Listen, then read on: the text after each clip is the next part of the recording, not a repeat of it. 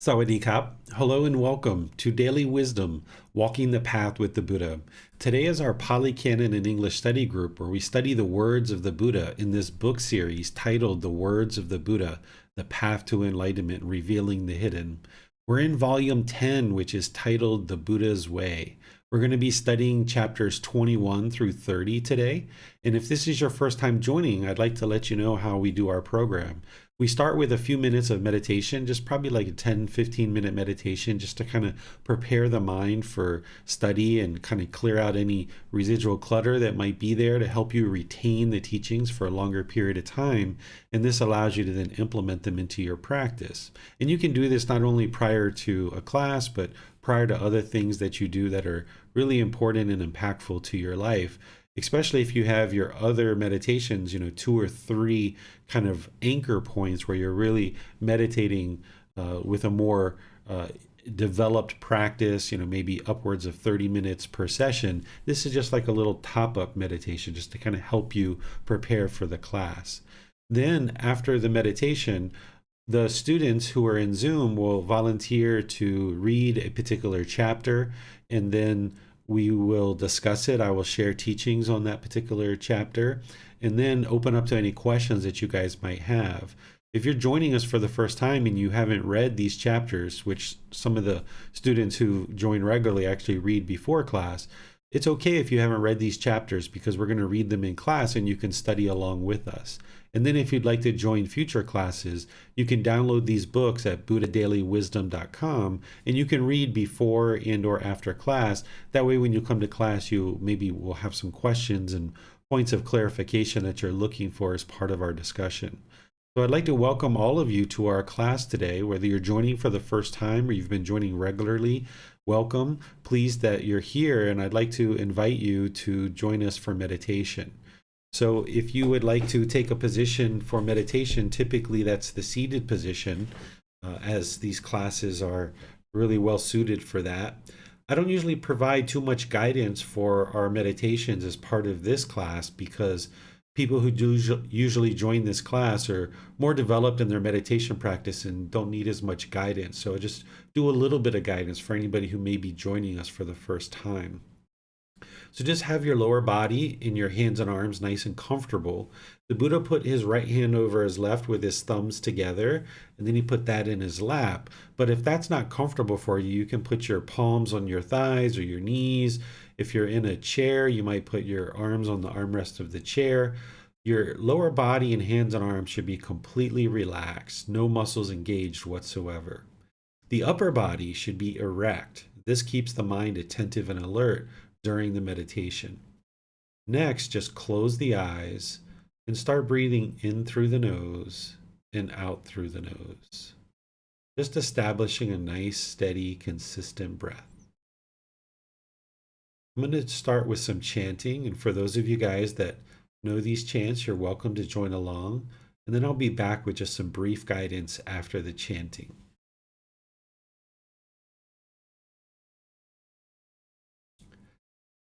Arahang Samma Sambuddho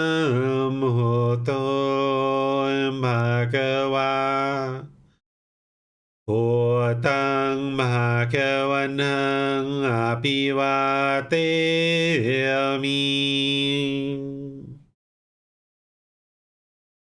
Savakato Bhagavata Tammo Dhammang Namasami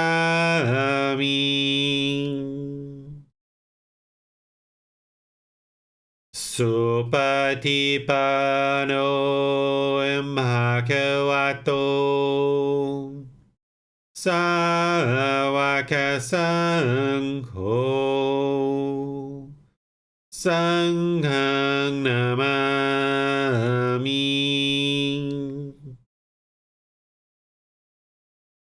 Namo Tassa Bhagavato Arahato Samma Sambuddhassa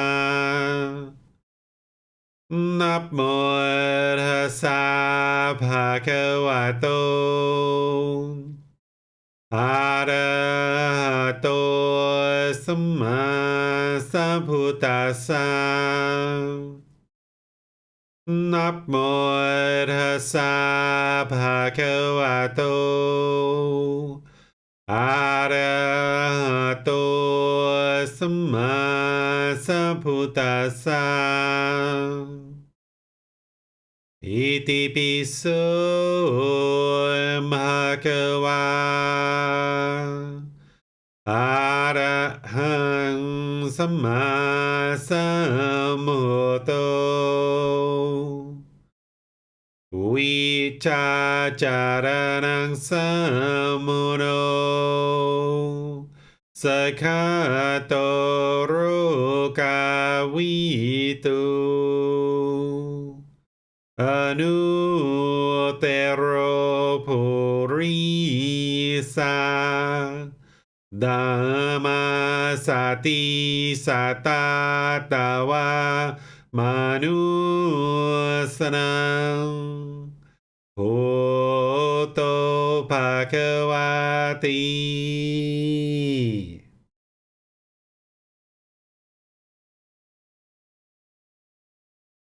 Okay, you should just be breathing in through the nose and out through the nose. Your breath isn't going to sync up to the guidance that I'm providing, but wherever you get to the next inhale, just breathe in gradually through the nose, experiencing the full breath.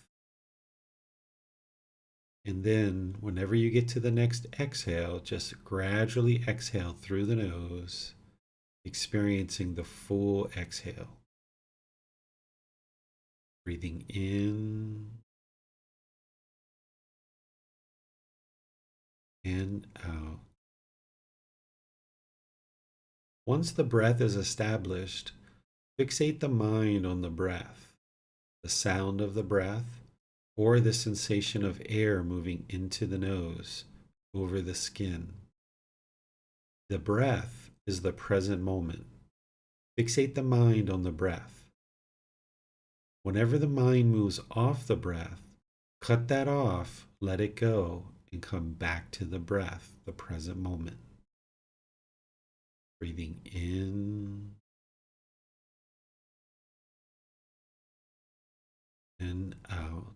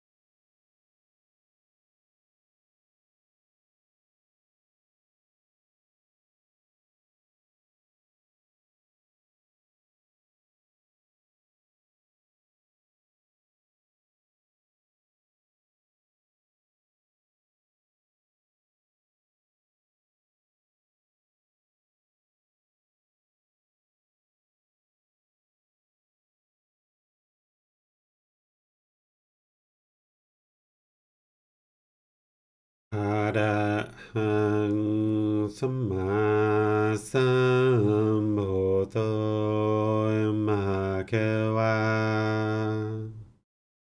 พุทธังมหาเขวันหังอภิวาเตมิสวากขาโตมหาเขวัตตาธัมโมธัมมังนามัสสามิสุปฏิปันโนภะคะวะโตสาวกสังโฆสังฆังนามามิ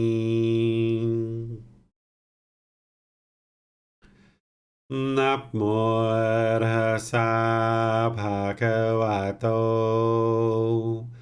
อะระหะโตสัมมาสัมพุทธัสสะ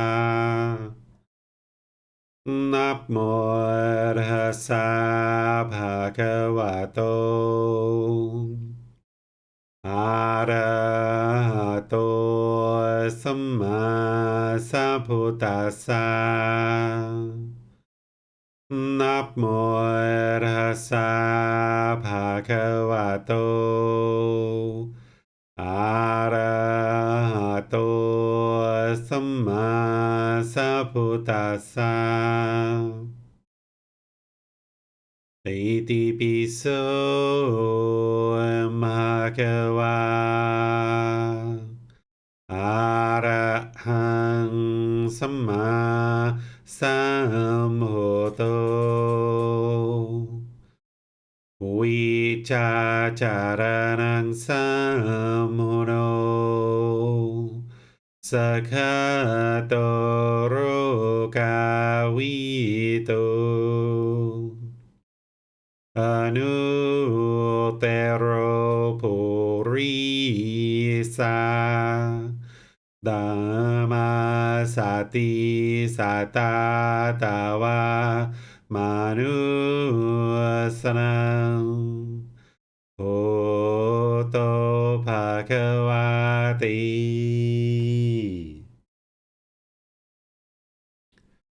All right, if you'd like to make your way out of meditation, we'll go ahead and transition over to studying the words of the Buddha.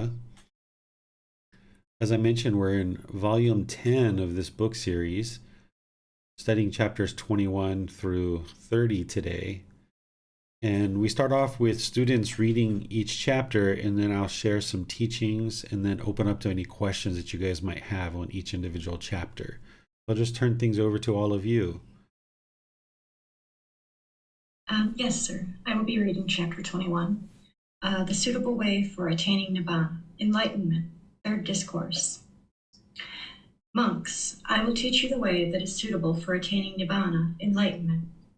Listen to that and attend closely, I will speak. And what, monks, is the way that is suitable for attaining Nibbana? Here, a monk sees the I as non-self. He sees forms as non-self. He sees I consciousness as non-self. He sees eye contact as non-self.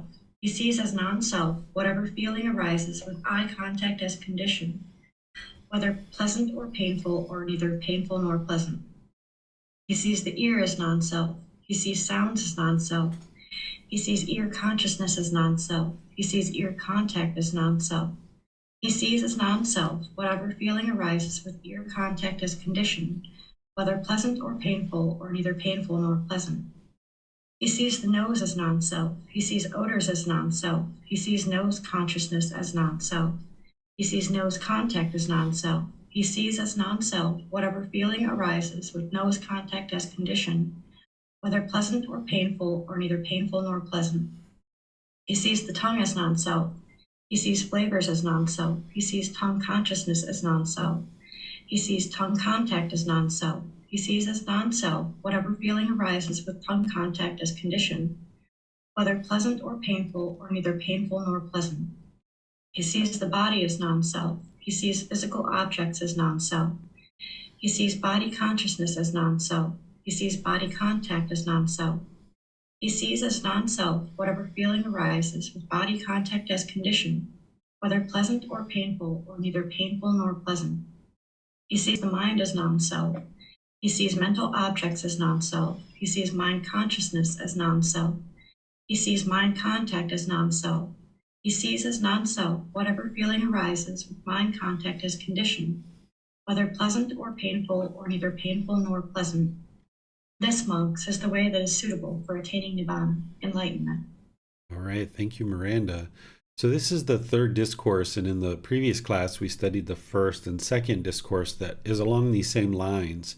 And essentially what the Buddha is doing is he's going through and helping you to understand the three universal truths of the universal truth of impermanence, the universal truth of discontentedness, and the universal truth of non-self. And he's connecting it to the central desire in the sense bases, that whatever we experience through the sense bases, this is impermanent, it's going to lead to discontentedness, and it's not the self. It's not who you are as a person. So when you come into contact with things through the eyes, ears, nose, tongue, bodily contact, or the mind, all of these things are not the self. That's not who you are. And the feelings that you experience that may arise, if there's discontentedness in terms of pleasant feelings, painful feelings, or neither painful nor pleasant, as these arise in the mind, the Buddha is saying this isn't who you are. This isn't who you are as a person. It's not the self, or it's non-self. And he's just going through each of these, helping you to see that more and more clearly. And then what he's saying here, when he phrases it as, here a monk sees the I as non-self, so forth and so on, whatever feeling arises with eye contact as condition, whether pleasant, painful, or neither painful nor pleasant. Here he says he sees as non-self, right? So meaning you understand that these feelings that arise, they're impermanent, they're discontentedness, they're not the self. You need to see that deeply. And this is where you can't believe the Buddha's teachings, but instead you need to learn them, reflect on them, and practice them, because you need to deeply observe how, when this discontentedness arises in the mind, that's not who you are as a person. It's just an impermanent feeling that will arise, it'll change, and it'll fade away. But the problem becomes when the mind clings to these feelings and holds on to them. If you think that's who you are as a person, let's just say, for example, let's say there's a lot of anger that arises in the mind, and you experience these outbursts of anger with various people. Then if you view that as who you are, then that would not be a right view. So you need to view these feelings that you experience as they're not who you are, they're impermanent, and therefore it makes it easier for you to let them go and to implement the training so that they don't actually arise in the first place. So when he says he sees as non-self, what he's saying here is a practitioner understands that these feelings are not the self. What questions do you guys have on this chapter? Does not appear there are any questions at this time, sir. All right, so we'll go to this fourth discourse. Yes, let's go to Jan to read chapter 22, please.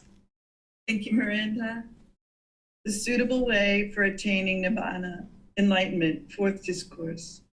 Monks, I will teach you the way that is suitable for attaining Nibbana, enlightenment. Listen to that and attend closely. I will speak. What do you think, monks? Is the I permanent or impermanent? Impermanent, venerable sir. Is what is impermanent discontentedness or contentedness? Discontentedness, venerable sir. Is what is impermanent discontentedness and subject to change fit to be regarded thus? This is mine, this I am, this is myself. No, venerable sir. Are forms permanent or impermanent? Is I consciousness permanent or impermanent? Is I contact permanent or impermanent? Is any feeling that arises with eye contact as condition, whether pleasant or painful, or neither painful nor pleasant, permanent or impermanent? Impermanent, Venerable Sir. Is the ear permanent or impermanent? Is the nose permanent or impermanent? Is the tongue permanent or impermanent? Is the body permanent or impermanent? Is the mind permanent or impermanent?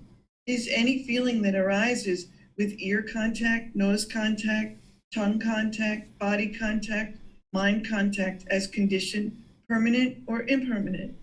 Impermanent, Venerable Sir. Is what is impermanent discontentedness or contentedness? Discontentedness, Venerable Sir. Is what is impermanent discontentedness and subject to change, fit to be regarded thus? This is mine, this I am, this is myself.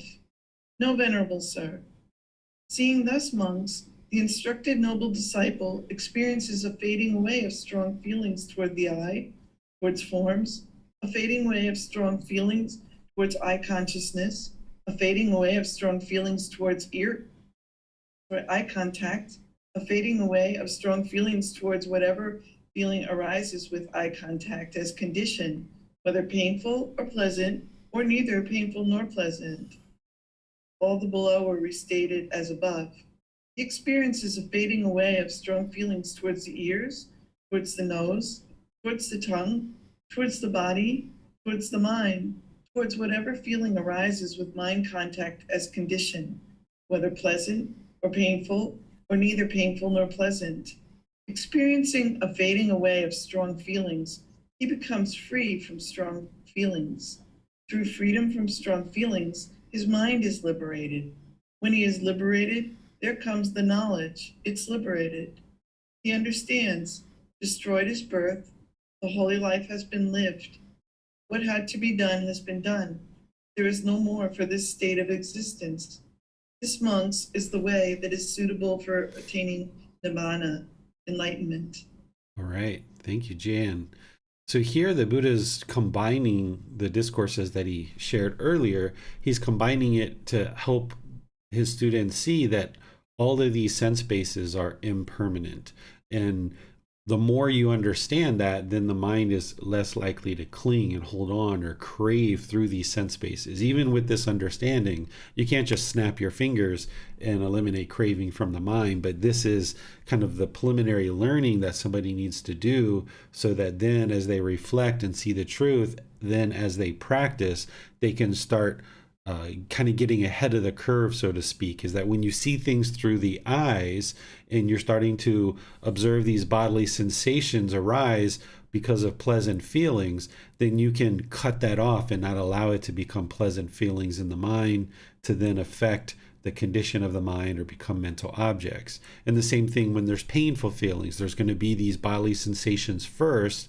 And if you observe that and you know that feeling's impermanent to begin with, so therefore it is unsatisfying, then why let that feeling come into the mind and actually pollute the mind? Because it's impermanent and it's only going to reside in the mind for a certain period of time, if you cut it off and let it go as a bodily sensation, then you're getting ahead of the curve and you can keep the mind in this peaceful, calm, serene, and content mind with joy, where it's not longing for these pleasant feelings and then being shaken up by these painful feelings as well.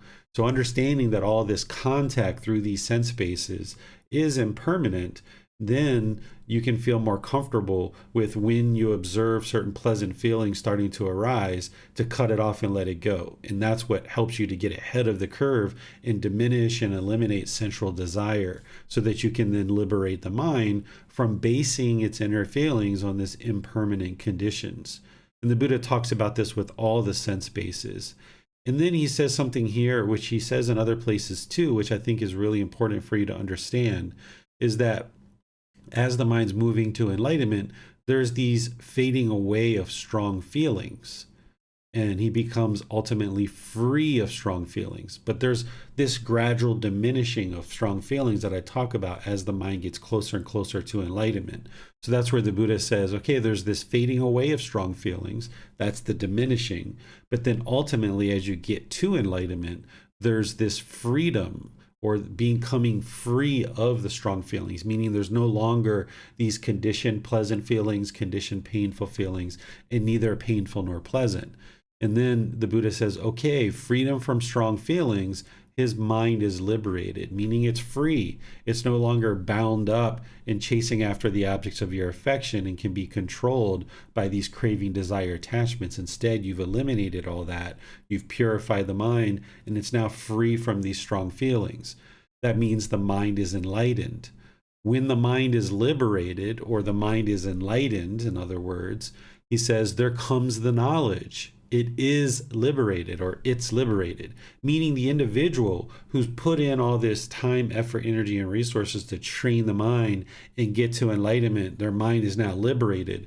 You will know that your mind's liberated. You will know for yourself, because you'll go 1 year, 2 years, 3 years without experiencing any discontentedness, because you've eradicated all the 10 fetters, and you will know that the mind is enlightened at that point. If you experience discontentedness of any type, then you know that the mind isn't liberated. So if you experience anger, frustration, irritation, annoyance, guilt, shame, fear, boredom, loneliness, shyness, resentment, jealousy, all these discontent feelings in others, even just a little bit of ickiness, just a little bit of dissatisfaction or displeasure, even just a little bit of ickiness there in the mind's not yet fully liberated. But once it is fully liberated, you will know that it's liberated. And that's where you'll know that. You're not going to go out and tell everybody, because if somebody goes out and, kind of professes that they're enlightened to other people, that means there's still ego, there's still arrogance, there's still pride. That means the mind's not enlightened. There's still craving and desire for other people to know that you're enlightened, going out and telling people that you're enlightened. So you don't go out and profess and advertise that the mind is enlightened. The mind is so peaceful, calm, serene, content with joy. You don't need to tell other people. You just enjoy the benefits of all your hard work that you've put in over multiple years. So there's this knowledge that it's liberated. The mind has been liberated.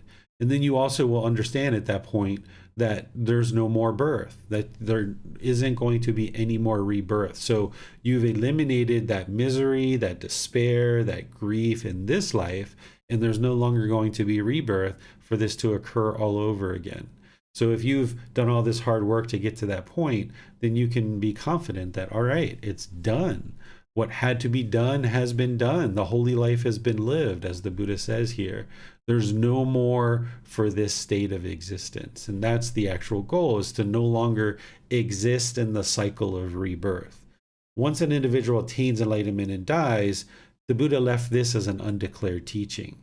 But we know that there's no more existence in the cycle of rebirth. For someone who doesn't attain enlightenment, there is going to be further existence, which means there's going to be continuous displeasure, despair, misery, grief, all of these discontent feelings in others. But for someone who gets to enlightenment in this life, you're going to enjoy the mental state for the rest of this life, and then there won't be any more rebirth for that to occur all over again. And the Buddha is saying, okay, this is the way to attain enlightenment, is to understand that all this contact through the six sense bases is impermanent. And then in other parts of his teachings, he explains to you that when you experience these bodily sensations, to cut it off and let it go, so that you can essentially keep the mind protected and it doesn't become these conditioned feelings.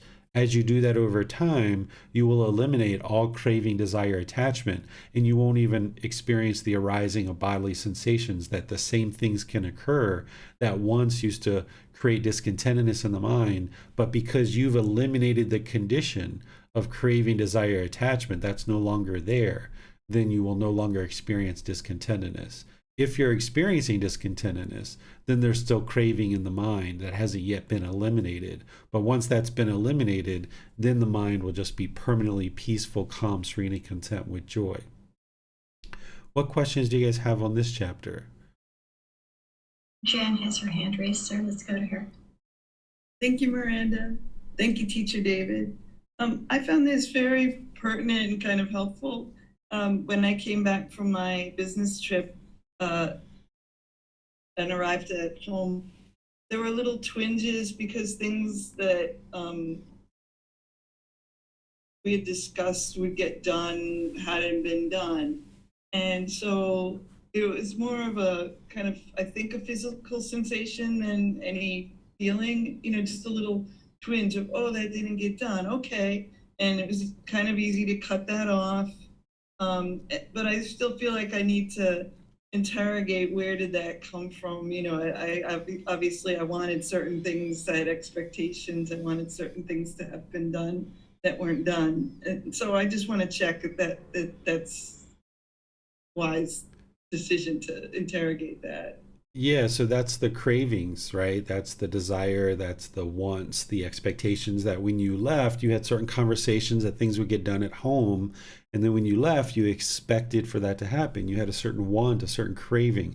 And when we say craving, it sounds like a really strong word because I describe it as this mental longing with a strong eagerness.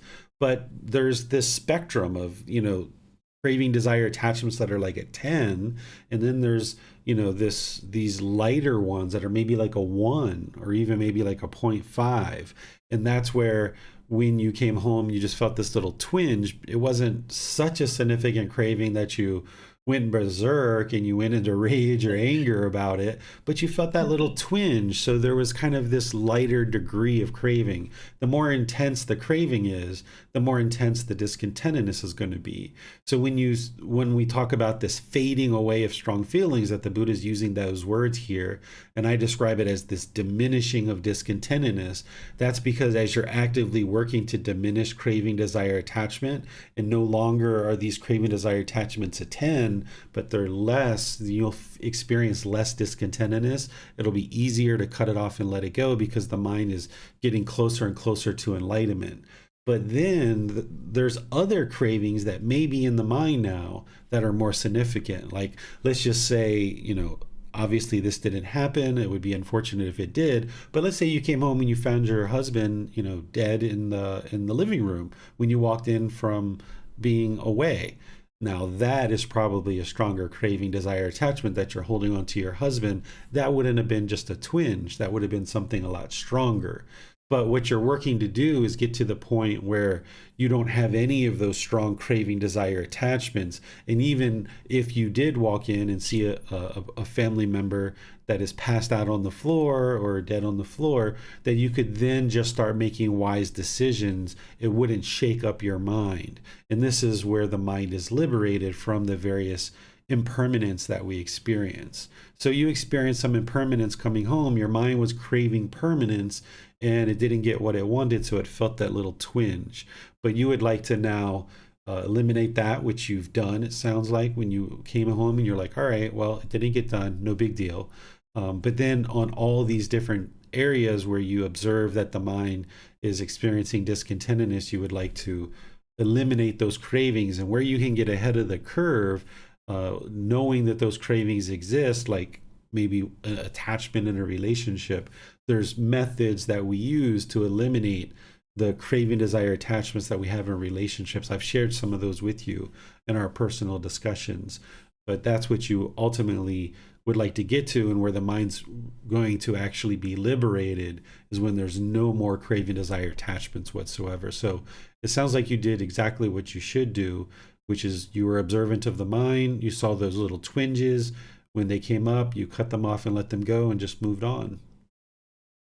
Thank you. You're welcome.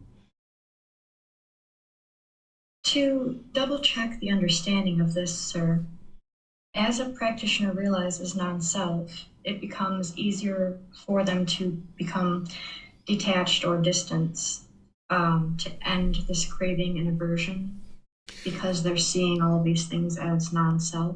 Is that the correct way to understand this, sir? Yeah, as you're letting go of those fetters and you're eliminating from the mind becomes more and more liberated. And that first fetter of personal existence view is where the mind falsely believes or mistakenly understands, has this misperception that this physical body is who you are as a person, or that this mind is who you are. So when you have established personal existence view in the mind, then the mind's clinging to this self-image and the self-identity in the mind, thinking this is who you are as a person. So now it's easy for your mind to be shaken up, because if someone says something agreeable about your self-image or self-identity, there'll be these pleasant feelings. And it's only a matter of time before someone says something disagreeable, and now there's going to be these painful feelings. But when you have eliminated personal existence view, and you deeply understand that this body isn't you, this mind isn't you, then when you hear something agreeable, it's like, oh, okay. You might just say thank you, appreciate your kindness, you're so polite or whatever. But then when you hear something disagreeable, then it doesn't shake up the mind. You might just smile, you might just move on, you might say something to the person. It depends on, who it is, what they say, all the different variables involved. But your mind's not going to be shaken up by it. Where in the past, when there's personal existence view and a practitioner is untrained and they don't realize that this is in there causing the mind to experience discontentness because of the craving and clinging to this personal existence view, then it's easy for the mind to be shaken up. I mean, people have been murdered over that, right? If you sometimes say something to somebody that is disagreeable to them about their self-image or self-identity, people have killed over those kind of things, and now they're wasting away in jail, and they've destroyed their life because they had this personal existence view and the mind was untrained and hasn't eliminated that. So yes, once that's eliminated from the mind, then it can be more at ease and more peaceful, not being shaken up by any agreeable or disagreeable comments related to the self-image or self-identity. Thank you, sir. Mm-hmm. Jan has her hand raised. Let's go to her. Thank you, Miranda. That was a very helpful question to me. Thank you, Teacher David. When I was training people, I was in the position professionally of needing to help people who were very shaken up. And I don't have a lot of experience dealing with this, so I was kind of winging it. But I wonder if you have any guidance for that situation where one's professional role requires one to help somebody who is shaken up and upset. Yeah, the best thing to do is just give them time and space to calm the mind, because if their mind's shaken up, it's going to be hard for them to take in what it is you have to share with them in terms of wisdom. So that 5 factors of well-spoken speech, where the Buddha talks about speaking at the right time.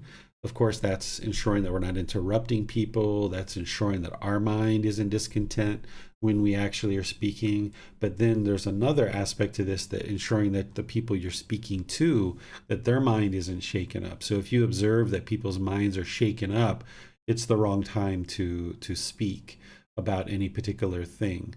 And it would be wise for you just to put it on pause.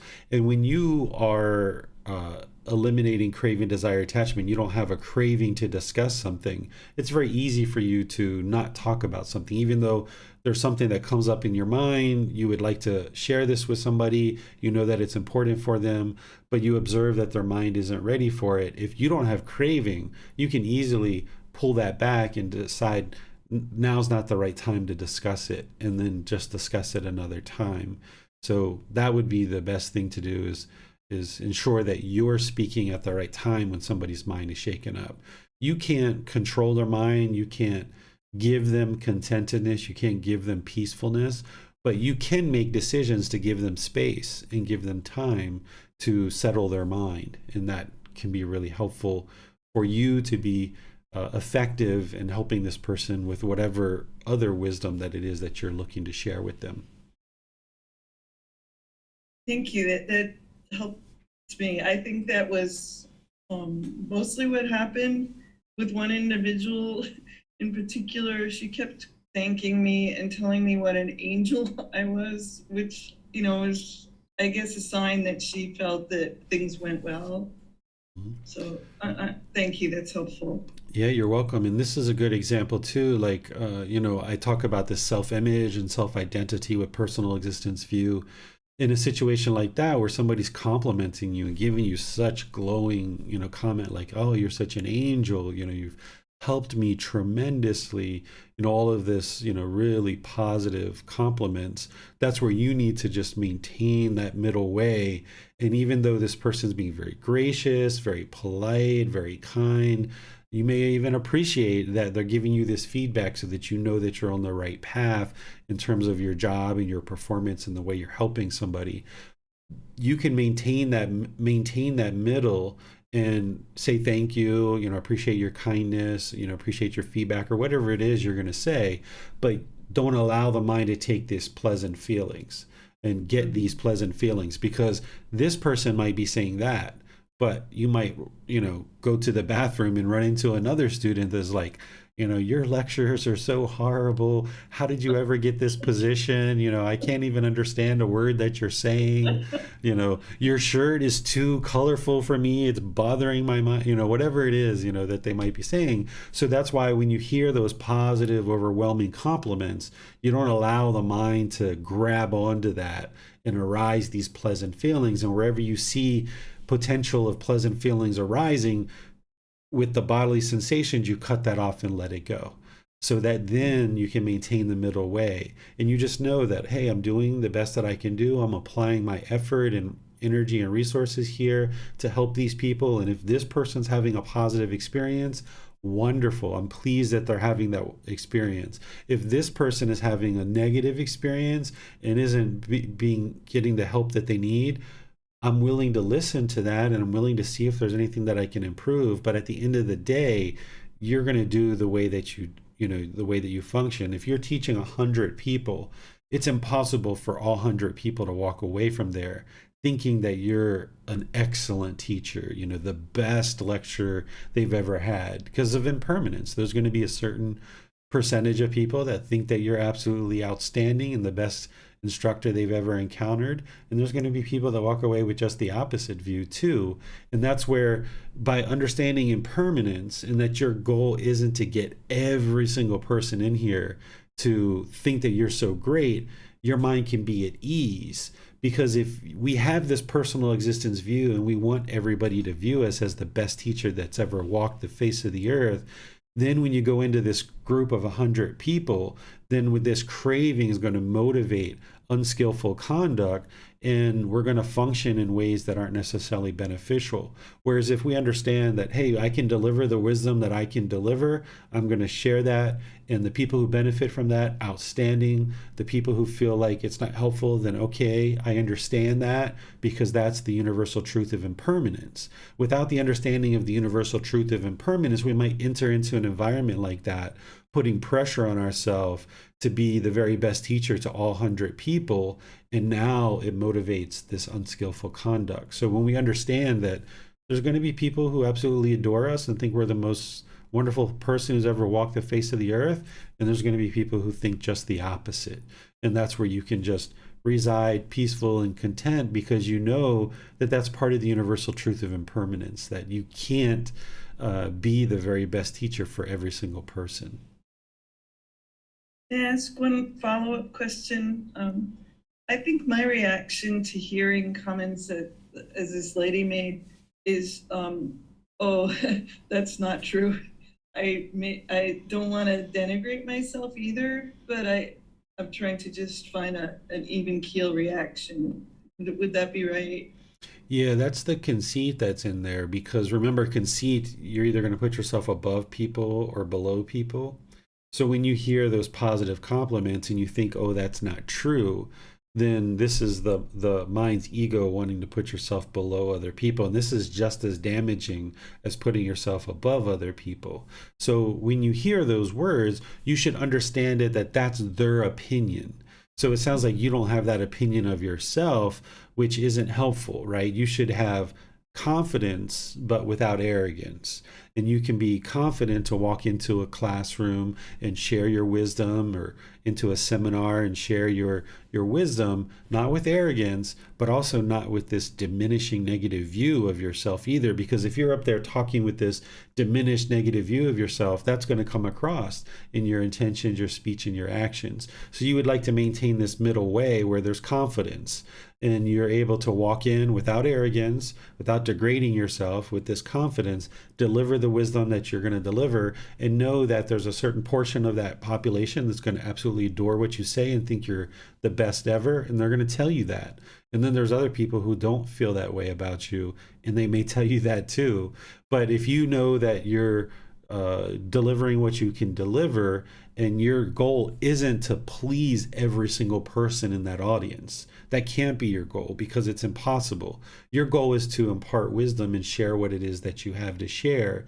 Whoever benefits from that, wonderful. If people don't benefit from that, then that's fine too. They're making the choice to come to this event. They're making the choice to learn from you. And if they're not learning something that they feel is valuable, they can also make the choice to leave.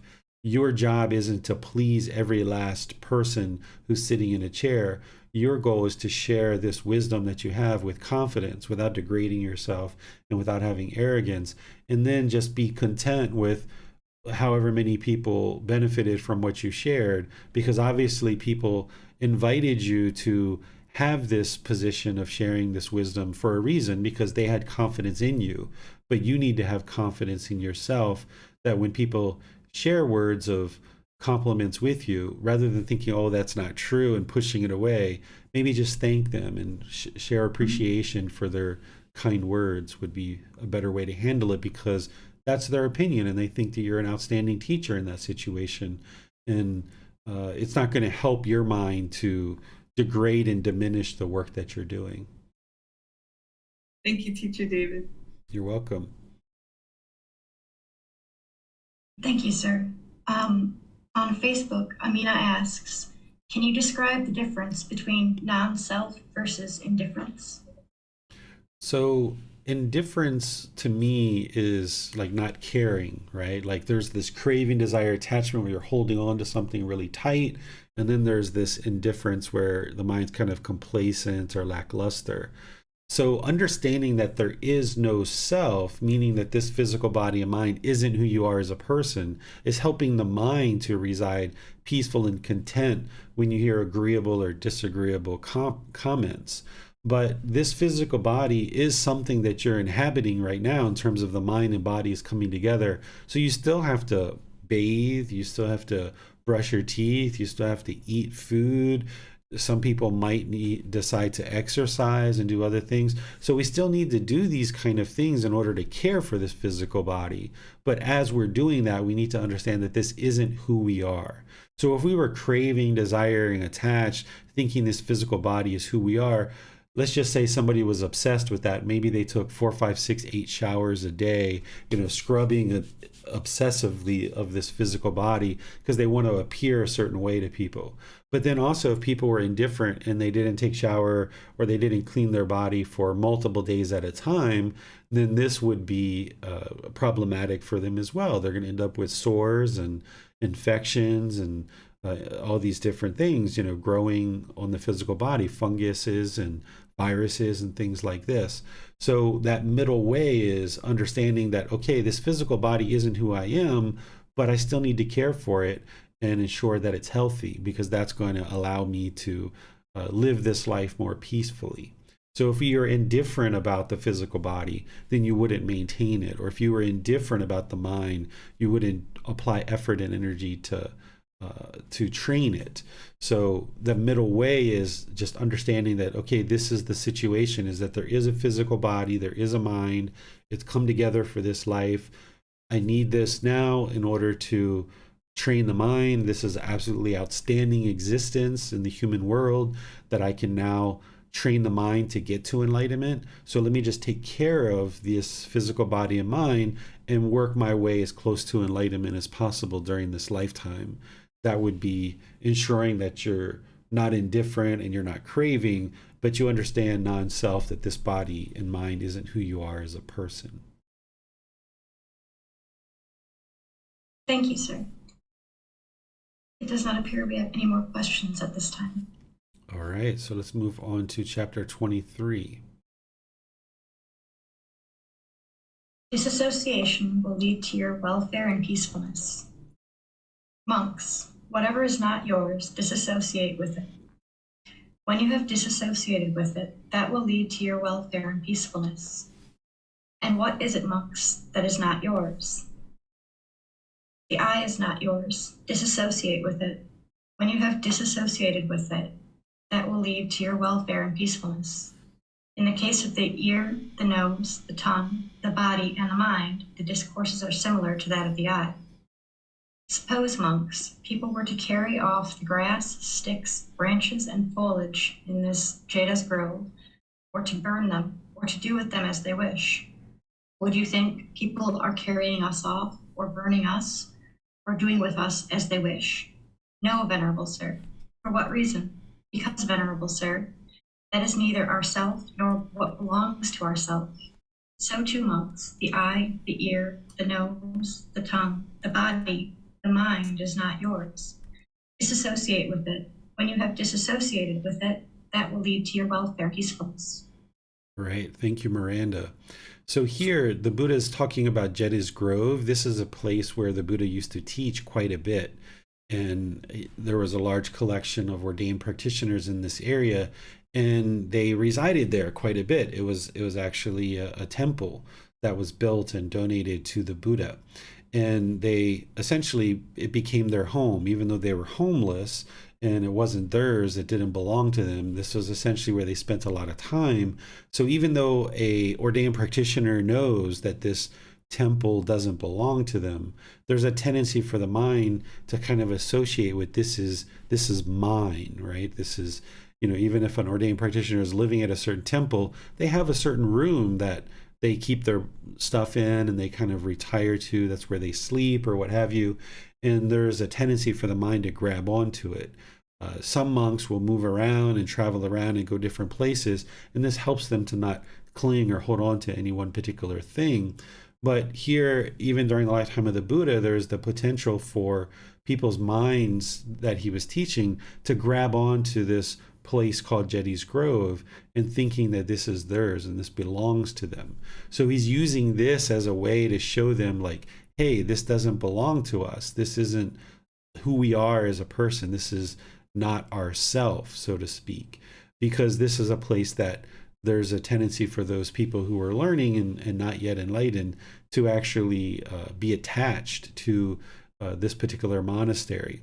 So what you do here, and I've shared this with some of you guys as you're learning to accomplish the realization of non-self, is you disassociate with all of these things being the self. And the way that you disassociate or distance the mind from these things is you change your language. In the way that you're changing your language, the mind then will kind of relate to this object in a different way. So instead of saying this is my phone, you might say this is the phone. Or instead of I'm going to go to my car now, you might say I'm going to go to the car. Or instead of saying, this is my house, you might say this is the house, or this is where I live. Because as long as you keep that word mine in there, related to all these different things that we have in our life, the mind has a tendency to hold on to it and cling to it and start, as the part of this clinging and craving, the mind's going to start experiencing discontentedness. Or it's already experiencing discontentedness related to these things. So if this is my phone and it belongs to me, and then when it gets broken or it gets misplaced or it's stolen or what have you, the mind can easily be shaken up because the mind's clinging to it and holding on to it so tightly. But if you just think about it as the phone, this is where you find the middle way. You still care for it, you still take care of it, you still use it, you still ensure that it's maybe clean, that the battery's charged, that you don't, just haphazardly throw it across the room. You still care for it, but you don't associate it with being mine. And if the mind never takes ownership over it, then when it's gone because of impermanence, either it breaks or stolen or what have you, when that impermanence comes to visit the phone, then the mind can be content with that, because it just understands that, of course, this phone just broke because it's impermanent. It's just a matter of time before this phone is no longer with me. I can't keep anything permanently. It's not possible. So you start changing the language of how you start associating with things. Instead of my home or my job or my clothes or my food, you just start thinking about the clothes, or this is the place where I work, or this is the place where I live. And if you think that way, then your mind will relate to these things different ways. And then when impermanence comes to visit you, the mind hasn't clung to it. So therefore, it doesn't necessarily have to let it go because it never allowed the mind to cling to it to begin with. So this is the way that you get ahead of the curve and you protect the mind. That even when you're in a store and you're buying a brand new car, or you're buying a brand new phone, or you're buying brand new clothes, you should already be telling yourself, as they're checking you out at the cashier, as you're trying on the clothes, as you're looking at these new products, just tell yourself and deeply soak into the mind that this is impermanent, that it's not going to be with you permanently. So while you might have found this really wonderful product and you know it's going to benefit you in your life, and you really need this in your life in order to accomplish the goals and things that you're setting out to accomplish, you should already be soaking into the mind and knowing that this is impermanent. There's times where I've done this, where as I'm purchasing something, before I hand it to the cashier to purchase it, I will just kind of stare at it for a few seconds and just tell myself, it's impermanent, it's impermanent, it's impermanent. I'm just speaking to myself and just, this isn't going to be with me permanently. And then I'll say, okay, I'd like to buy this, right? And then when you buy it, just reminding yourself that it's impermanent. And that allows you to protect the mind so that it never really clings or grabs onto this and gets attached to it. So that then when it leaves you at some point due to impermanence, for whatever reason, the mind can reside peaceful and content because of it. But all the while you have this possession, you at least take care of it so that it can serve you well over whatever period of time that you have it for. What questions do you guys have on this chapter? Sir, to double check the understanding of this, since there is no permanent self, nothing should be looked at as ours, even the sense bases. For instance, the eyes. A being can go blind, they can lose the use of their eyes. But even if that happens, that being still exists as that being, because the eyes are not the self, and same for each sense base. Is that a good way to understand that, sir? Exactly. So the Buddha here is describing these sense bases. So as you age, and for example, your eyesight diminishes, some people might get so discontent, so angry, oh my goodness, I have to wear glasses, where are my glasses? Oh, I just hate that I've losing my vision. This is because the mind's craving and holding on to the sense base of the eyes. Whereas if you just understand that the eyes, the ears, the nose, the tongue, bodily contact, the mind, these things are all impermanent, that when you see a diminishing of these sense bases, that it just completely makes sense to you. And this is where the mind doesn't get shaken up because of it. As the mind progresses to enlightenment, the 5 sense bases of eyes, ears, nose, tongue, and bodily contact, the sensitivity and the development of these senses will diminish, but the mind actually doesn't. For an enlightened being, even as you age, your mind will be just as sharp as it was when you were younger in life. Sharper even, because you won't have the pollution. The Buddha talks about this at other parts of his teachings, where he discusses how the 5 senses are diminishing due to age, but the sense base of the mind is still just as sharp and having this penetrating wisdom even all the way to his death. So that's something that you can know and you can be observant of. And then when you see the diminishing of these sense bases, you know that it's not you, it's not who you are. Just because you can't see as good as you did when you were a youth, it doesn't mean that you're less of a person. You just find other ways, right? If you've got younger people around, you say, hey, can you read this for me? What's that number on my credit card? Or nowadays we have these phones, we can take pictures of the writing or whatever, and then we can expand it and get a better view of those things. So we just find other ways to accomplish the same goals. Whereas if we're craving to the eyesight and we're wanting that eyesight to be the same as it was in our youth, then the mind's going to be discontent because the mind doesn't understand the impermanent nature of these sense bases. Thank you, sir. You're welcome. It does not appear we have any other questions, sir. All right. Go to the next one, 24. Yes, sir. Let's go to Jan to read chapter 24. Thank you, Miranda. The arising and elimination of feeling. Monks, these 3 feelings are born of contact, rooted in contact, with contact as their source and condition. What three? Pleasant feelings, painful feelings, neither painful nor pleasant feeling. In dependence on a contact to be experienced as pleasant, monks, a pleasant feeling arises.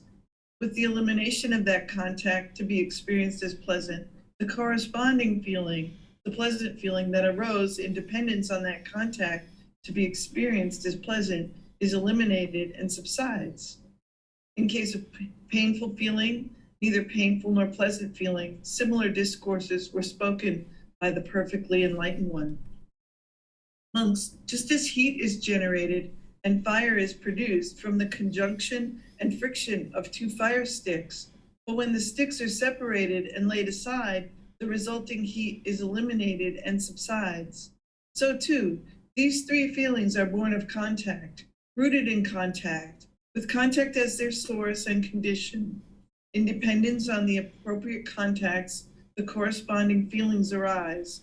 With the elimination of the appropriate contacts, the corresponding feelings are eliminated. All right. Thank you, Jan. So here, the Buddha is breaking down and helping you see more about these discontent feelings. We know from all of his other teachings, and if you've independently verified this, you know that it's craving, desire, attachment that is the cause of these pleasant feelings, painful feelings, and neither painful nor pleasant feelings, this discontentedness.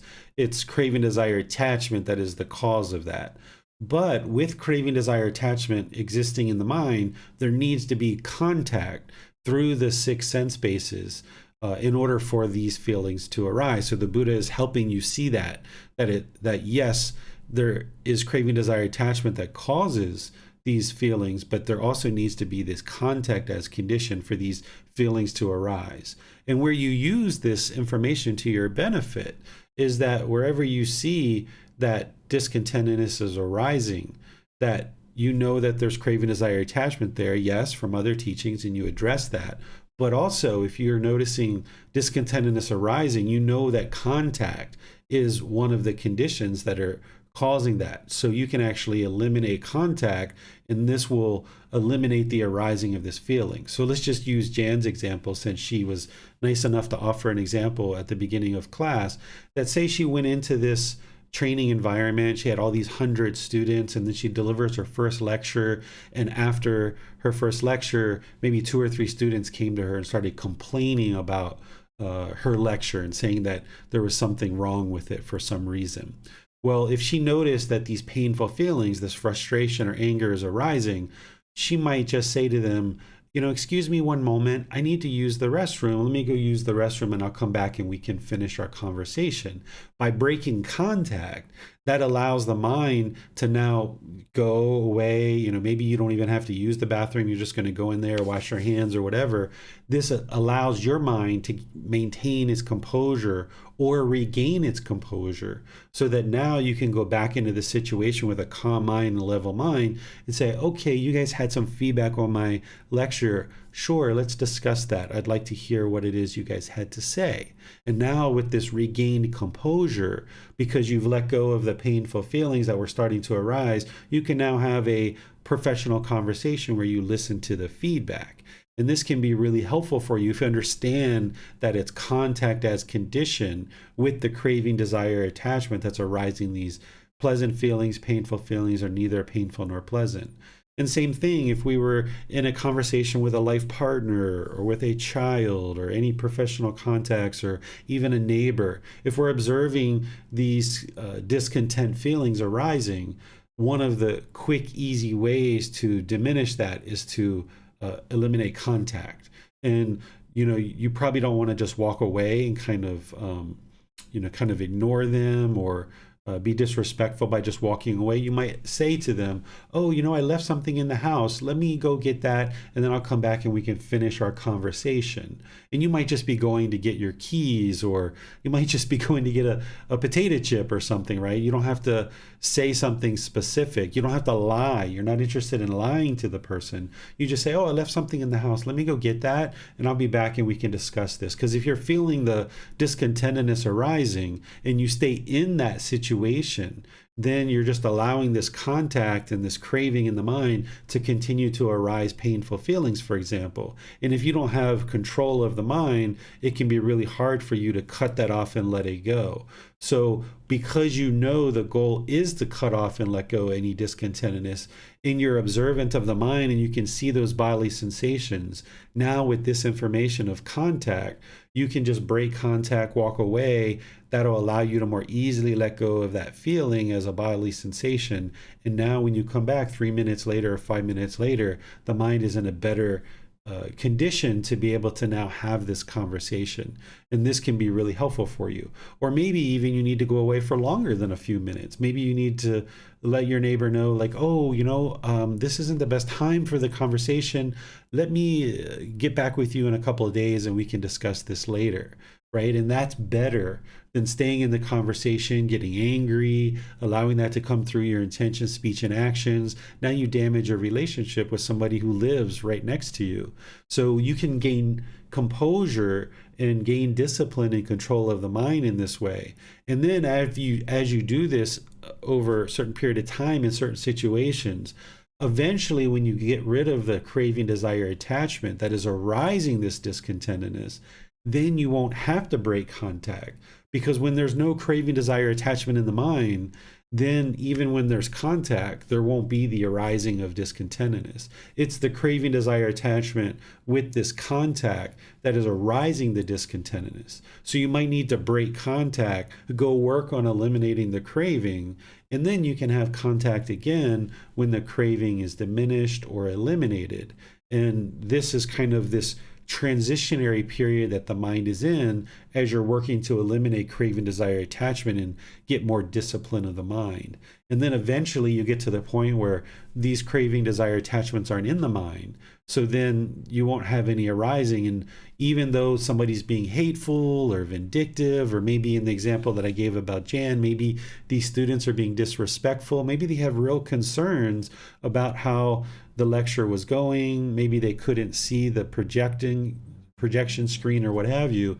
But if they're being highly disrespectful and your mind is craving respect, then you're going to be discontent in that situation. So it's better to walk away, maintain the composure, and then come back and then continue that conversation, even with them being disrespectful. If you've eliminated the craving, desire, attachment and realize that you need to let that go, then even with them being disrespectful and harsh, you can still have a polite and professional conversation about what their concerns are if you're in a situation where you need to do that. In some situations where someone's being impolite, unkind, unfriendly, and disrespectful, you can just end the conversation and not go back to it at all.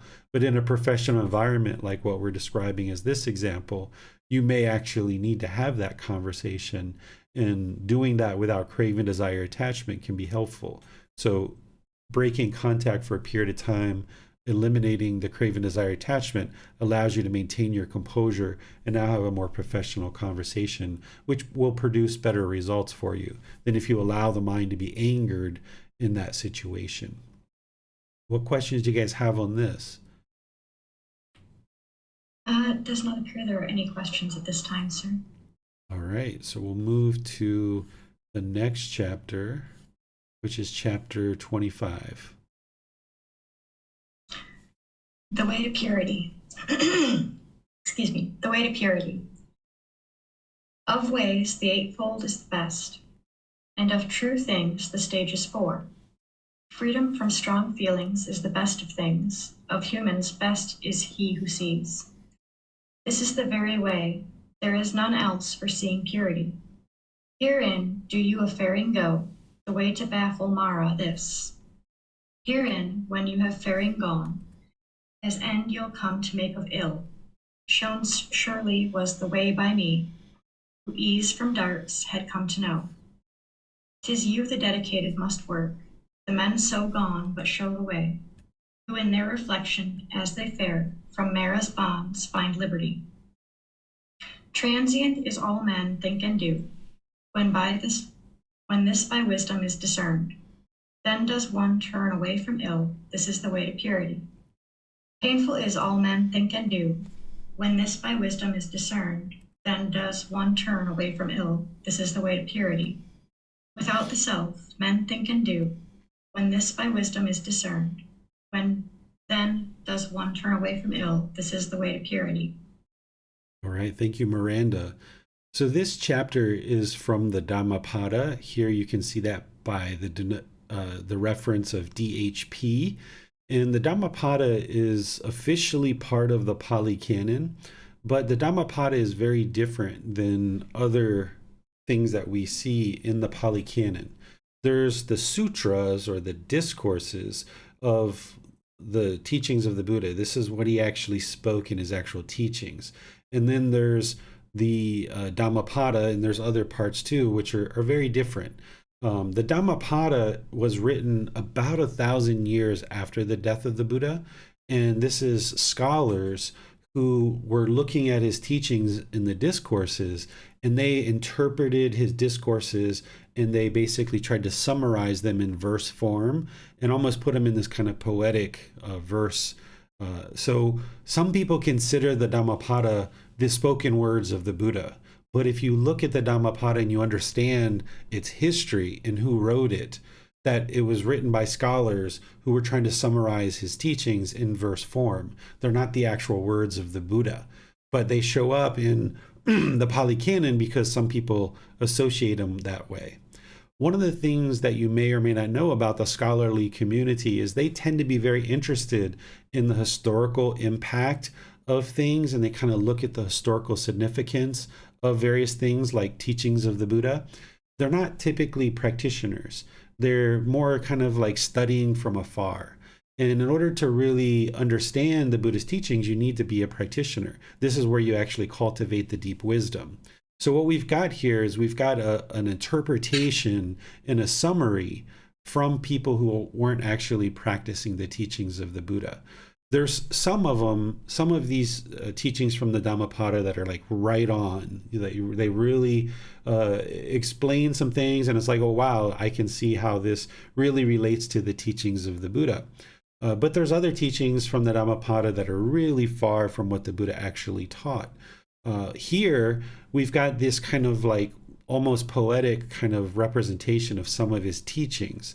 There's not really anything that you can kind of, learn here, independently verify, and then practice in order to get the mind closer to enlightenment. But there's a couple of interesting teachings in the Dhammapada that are included here in this book series because it is kind of an interesting thing to look at and to study. And here you can see where they are talking about the Eightfold Path, and they're saying, all right, this is the best teaching to understand things that are true, and there's these 4 stages of enlightenment that will lead to freedom from strong feelings, which is the best thing you could ever do. Humans who understand this and see this, they are this better human being, right? This is kind of like what they're going at. They're kind of summarizing and kind of discussing these things in verse form. These aren't the actual words of the Buddha, in my opinion. So I have very few chapters in here that are from the Dhammapada because they're not the true spoken words of the Buddha, in my opinion. But what I do, because these are kind of more words that are kind of like need to be interpreted, what I did is down here in the description, I went verse by verse, and I explained what it is that they're trying to explain.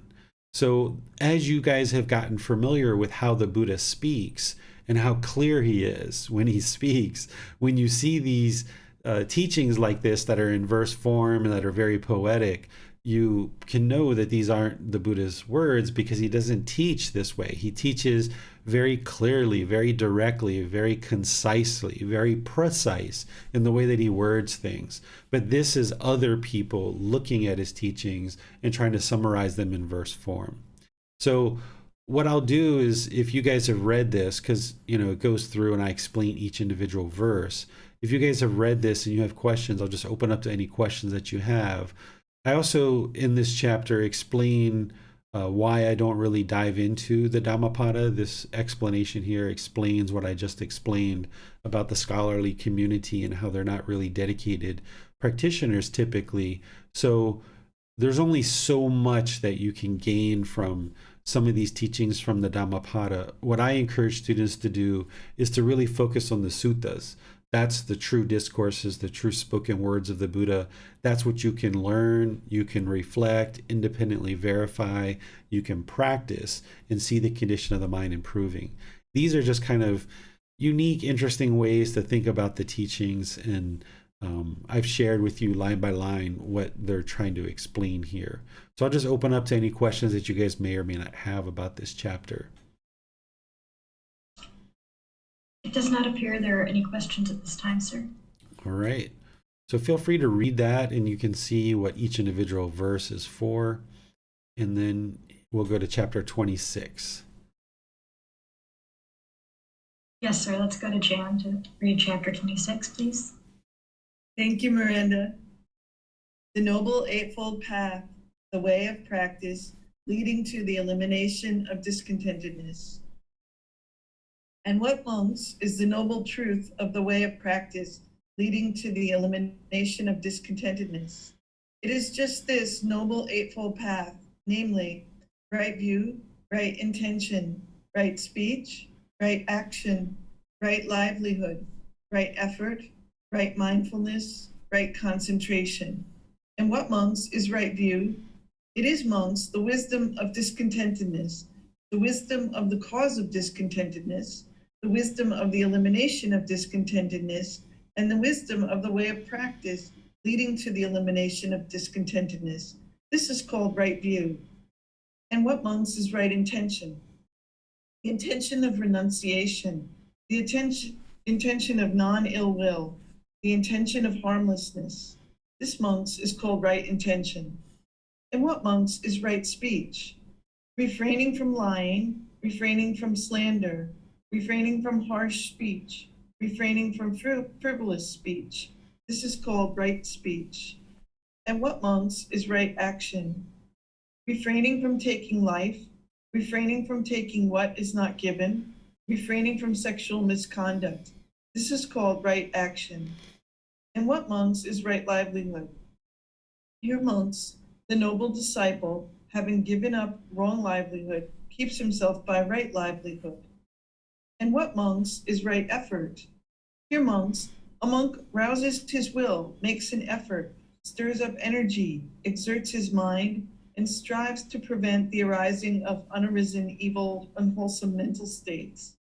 He rouses his will, makes an effort, stirs up energy, exerts his mind, and strives to overcome evil, unwholesome mental states that have arisen. He rouses his will, makes an effort, stirs up energy, exerts his mind, and strives to produce unarisen, wholesome mental states. He rouses his will, makes an effort, stirs up energy, exerts his mind, and strives to maintain wholesome mental states that have arisen, not to let them fade away, to bring them to greater growth, to the full perfection of development. This is called right effort. And what, monks, is right mindfulness? Here, monks, a monk residing, reflecting on body as body, dedicated, clearly aware and mindful, having put aside craving and worry for the world, he resides, reflecting on feelings as feelings, dedicated, clearly aware and mindful, having put aside craving and worry for the world. He resides, reflecting on mind as mind, dedicated, clearly aware and mindful, having put aside craving and worry for the world. He resides, reflecting on mental objects as mental objects, dedicated, clearly aware and mindful, having put aside craving and worry for the world. This is called right mindfulness. And what, monks, is right concentration? Here, a monk, distant from sense desires, distant from unwholesome mental states, enters and resides in the first jhana, which is with thinking and pondering, based in seclusion, filled with excitement and joy. And with the subsiding of thinking and pondering, by gaining inner tranquility and oneness of mind, he enters and resides in the second jhana, which is without thinking and pondering, based in concentration, filled with excitement and joy. And with the fading away of excitement, remaining imperturbable, unable to be excited or upset or excited, calm, serene, Mindful and clearly aware, he experiences in himself the joy of which the noble ones say, peaceful is he who resides with equanimity and mindfulness. He enters the third jhana, and having given up pleasure and pain, and with the fading away of former gladness and sadness, he enters and resides in the fourth jhana, which is beyond pleasure and pain, purified by equanimity and mindfulness. This is called right concentration, and that, monks, is called the way of practice, leading to the elimination of discontentedness. Okay, thank you, Jan. So here you can see the true words of a Buddha that is just sharing the true teachings and very clear, very concise in the way that he speaks. This Eightfold Path is the core central teaching of the Buddha, and all of his other teachings plug into this. This is the path to enlightenment. A practitioner who is interested in attaining enlightenment through the Buddha's teachings would need to know this very detailed, backwards, forwards, left, right, up, down, like the back of your hand. And I explore this and teach this as part of the group learning program that I teach on Sundays and Wednesdays. And we just did the chapter of volume 1, which is chapter 5, which explores this in detail and goes through that. So typically in this program, when we get to the Eightfold Path, what I usually do is just open up to any questions you guys have, because students have typically already studied the group learning program with me and have learned the Eightfold Path, but you need to really tweak it and get better and better at it. So I like to just kind of open up to any questions that you guys may or may not have on the Eightfold Path at this point. Yes, sir. When a practitioner notices they are getting closer to practicing each step of the Noble Eightfold Path, is that the time to apply even more right effort to all aspects, bringing them closer to being practiced perfectly, with the understanding they will not all be practiced perfectly until the practitioner attains the fourth stage of enlightenment, sir? Well, you actually can practice this perfectly before you get to the first stage of enlightenment, and you have to practice it perfectly before you get to the first stage of enlightenment. So what you do is you ramp your practice up closer and closer to perfecting and mastering the Eightfold Path. And then once you've perfected and mastered the Eightfold Path, you're practicing that for an extended period of time, and you're burning off any unwholesome karma that's coming back to you, because you've made decisions in the past that are going to be coming back to you. But now when you encounter those situations, you're encountering them through the Eightfold Path, and you're practicing this Eightfold Path. And now when you go for an extended period of time of having perfected the Eightfold Path, and you're eliminating the 10 fetters, that's when the mind gets to enlightenment. So there's a perfection of the Eightfold Path even before you get to, or as you get to the first stage of enlightenment. That wrong behaviors and wrong observances that the Buddha talks about as the third fetter of the 10 fetters, by the time you get to the first stage of enlightenment, you've perfected the Eightfold Path. All of these teachings here, you deeply understand them, you deeply know them, you're deeply practicing them on a consistent basis. And that's where I say, like, the first stage of enlightenment is like getting to base camp, that you've done all the fundamental learning, and you develop this practice such that you're deeply practicing the Eightfold Path. And then from there forward, it's just a matter of eliminating all the fetters from the mind and doing this stuff enough that you deeply train the mind by now executing this. So by the time someone gets to the first stage, they will already deeply understand this and be deeply practicing it, but they just need to do it for an extended period of time to get enough training of the mind and to burn off enough of their unwholesome karma that the mind then moves into the enlightened mental state. Thank you, sir. Mm-hmm. Jan has her hand raised. Let's go to her. Thank you, Miranda. Teacher David, I noticed that some of the paragraphs here are longer than others. For example, right effort is quite a bit longer. Right mindfulness, right concentration, quite a bit longer. And I'm just curious to hear your ideas about why there's more content in these parts of the path. Yes. The guidance. Yeah. So when a Buddha is teaching, they're not going to necessarily try to have more or less content in any one particular part of the Eightfold Path. He's just sharing what the true teachings are. And as part of right view, he's just pointing to the Four Noble Truths. And then the Four Noble Truths are an expansion so that you can understand what right view is. And then something like right livelihood. Here, he's just basically referencing right livelihood, but in other parts of his teachings, he expands upon what right livelihood is. Where with right effort and right mindfulness and these others, he's just explaining what that is. So he's not necessarily trying to put more content or less content in one particular place. He's just organizing it in such a way that students can understand what the Eightfold Path is and then bring in and connect the various teachings that they need in order to fully flush this out and be able to practice it. Thank you, sir. Yes. In addition to that, what I would share is these 3 steps are the mental discipline of the Eightfold Path. And if anything that you learn from the Buddhist teachings, of course, there's generosity, there's moral conduct, there's meditation. That's the way of practice. But what you're really truly doing on this path to enlightenment is you're training the mind, you're gaining this mental discipline. So it makes sense to me that the mental discipline part of the Eightfold Path is so detailed and so exhaustive.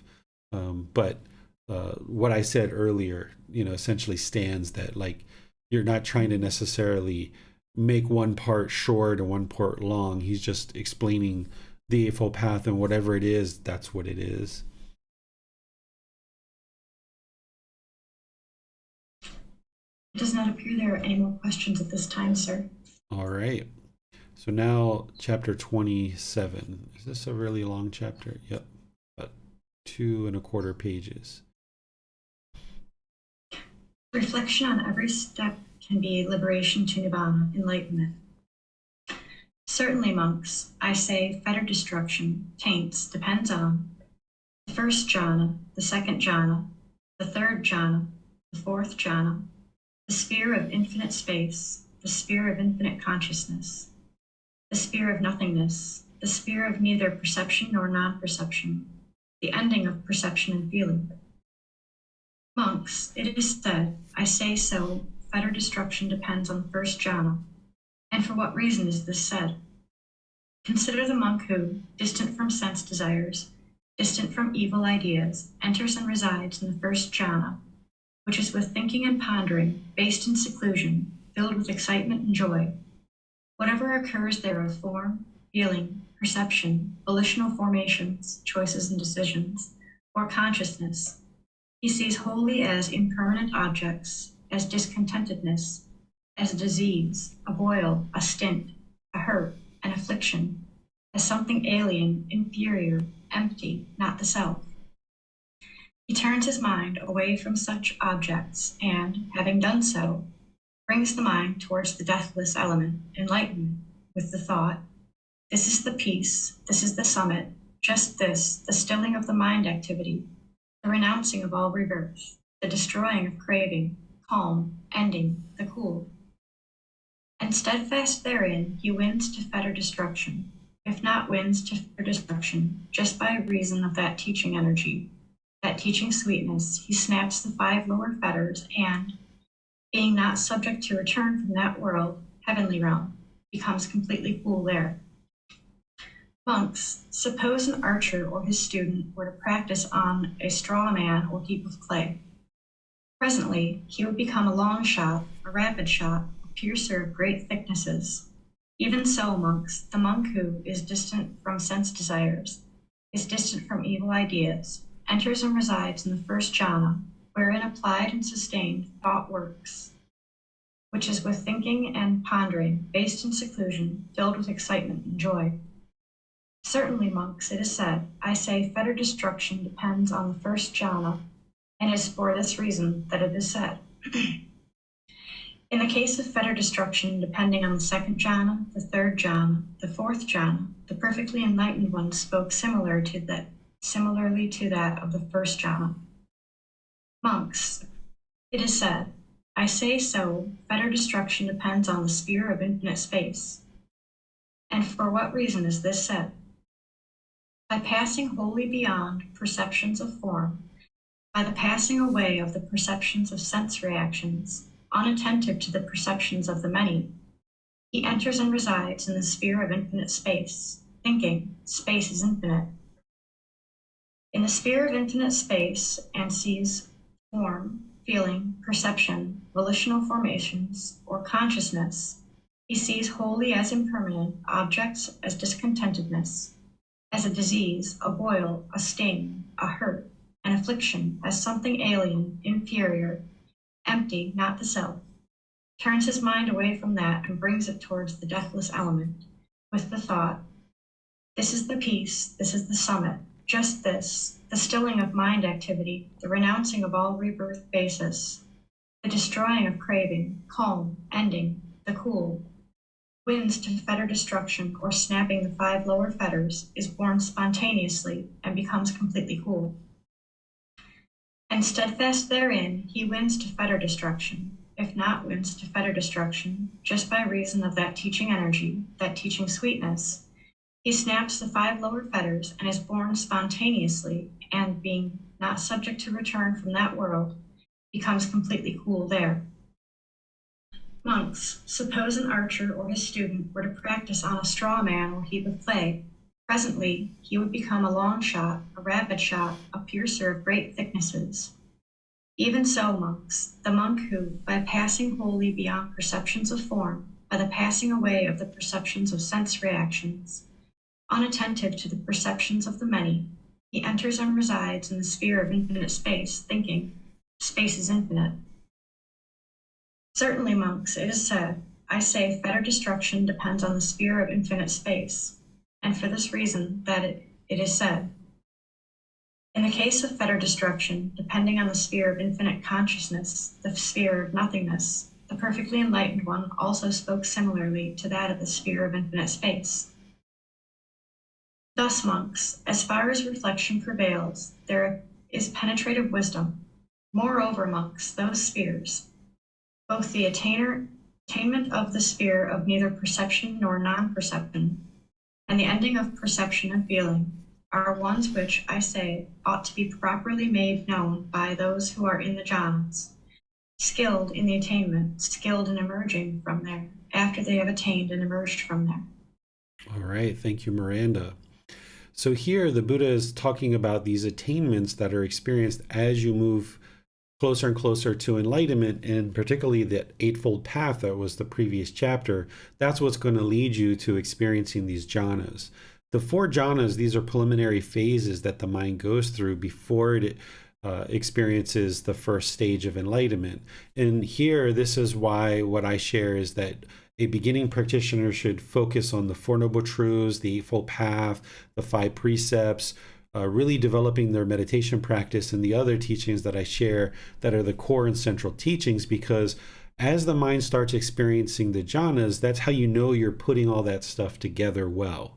And the Buddha explains in the Eightfold Path what you're going to be experiencing in the mind as it's moving into the first, second, third, and fourth jhanas. This is kind of like the light bulb starting to flicker, and you're starting to get glimpses of what enlightenment is like as the mind moves into the jhanas. Those are the 4 preliminary phases that the mind goes through. And the Buddha says here, similarly to what I share, is that essentially that the jhanas are a precursor to focusing on the elimination of the 10 fetters. That as an individual starts experiencing the jhanas, that kind of has prepared the mind to now be able to focus on the elimination of the 10 fetters. Because one of the things that happens in the jhanas is there's this unification of mind, or this oneness of mind. Prior to experiencing the jhanas, there's a conscious mind and there's a subconscious mind. And there's pollution in here. But the conscious mind is just the part of the mind that a person has awareness of. The subconscious mind, it has pollution, but the practitioner isn't necessarily aware of the subconscious. But it is the conscious mind and the subconscious mind that motivates certain intentions, speech, and actions. So there's a real problem in the unenlightened mind that there's this subconscious mind that you're unaware of, and it's polluted. but yet it's motivating intention, speech, and actions. This is where sometimes you might say something, and you're like, that was stupid of me. Where did that come from? Why did I just say that to that person? That wasn't very kind, or that wasn't very polite. Why did I say that? Because the conscious mind understands that it was rude or impolite, but the subconscious mind, being polluted that you're unaware of, has motivated this certain intention, speech, or action. So what happens in the jhanas is you get this unification of mind, or this oneness of mind, where there's no longer a subconscious mind, and the practitioner has full awareness of the entire mind. And this is what you need in order to eliminate the fetters. You wouldn't be able to eliminate all the 10 fetters and all the pollutions of mind if there was still this subconscious mind that was motivating things and it was polluted, but yet you couldn't access it in order to observe the pollution in that part of the mind and then uproot it and purify it.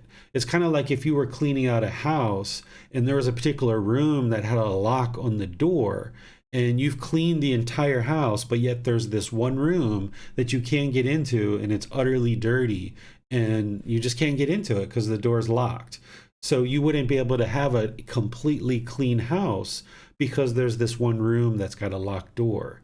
So what happens in the jhanas is you get this unification of mind, where essentially you open up this one area of the mind that's locked, and now you can clean out the whole house.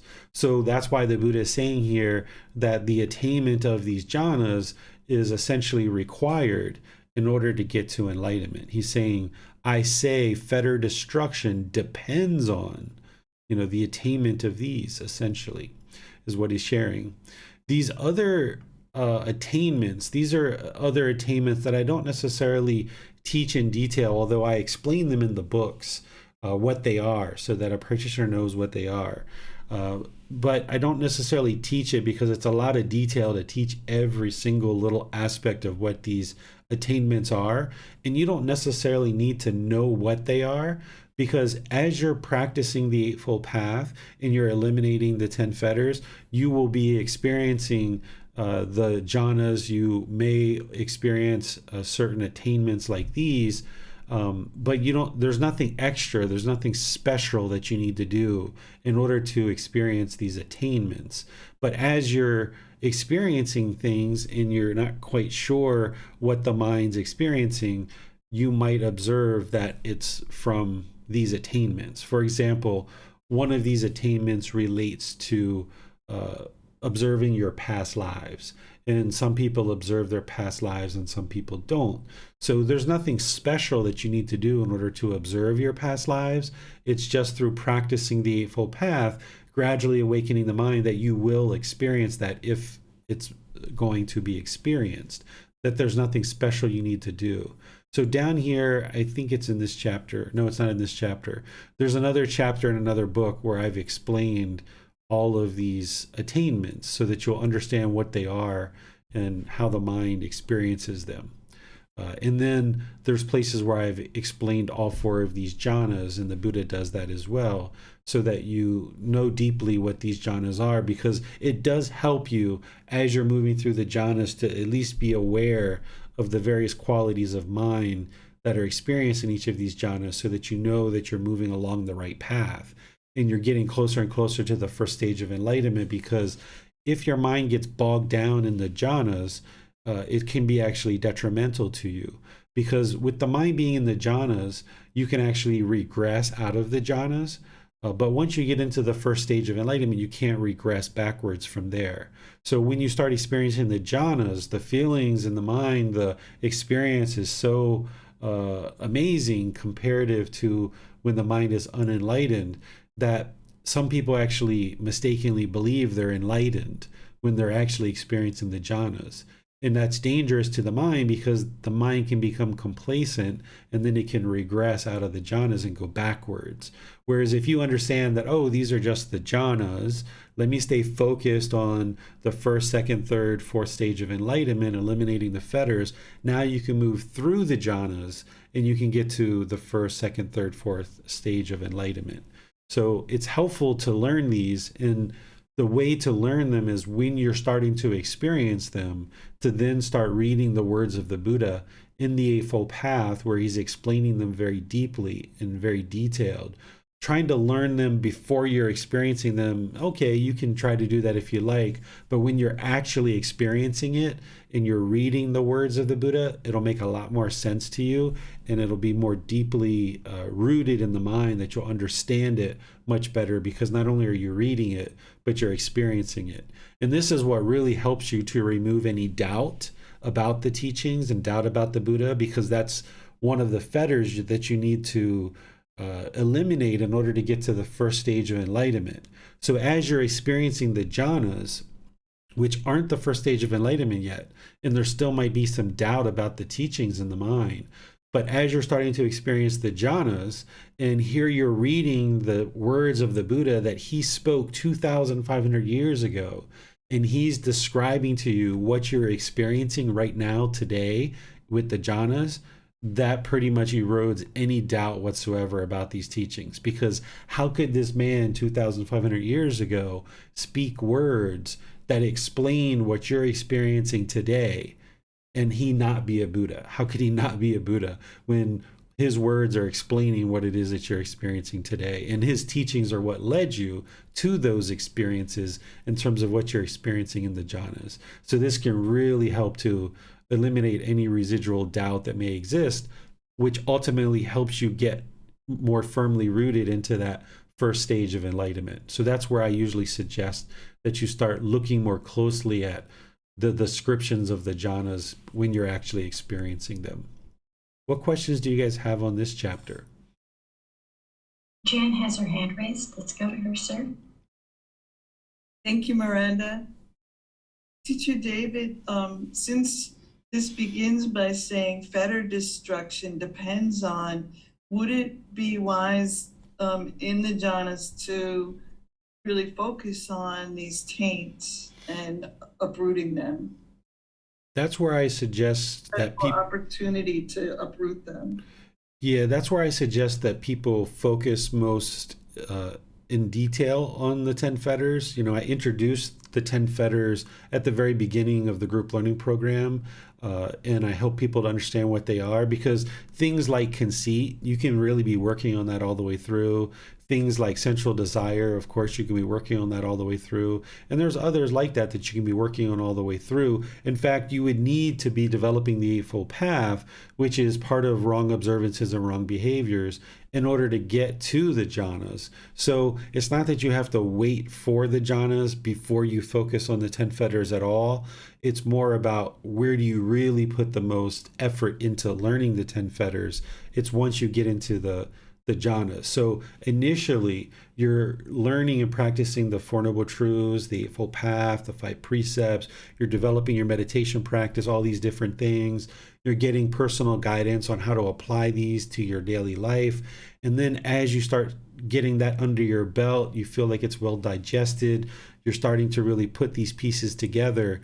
That's where it's time to really focus most detailed on the 10 fetters, but there should already be a preliminary understanding of the 10 fetters even when you first get started. That's why it's in chapter 3 of volume 1, so that you can at least have some familiarity with the 10 fetters, because you can really be working on them all the way through, but it's not until you get to the jhanas that you really just put them under a microscope and really focus on them really closely.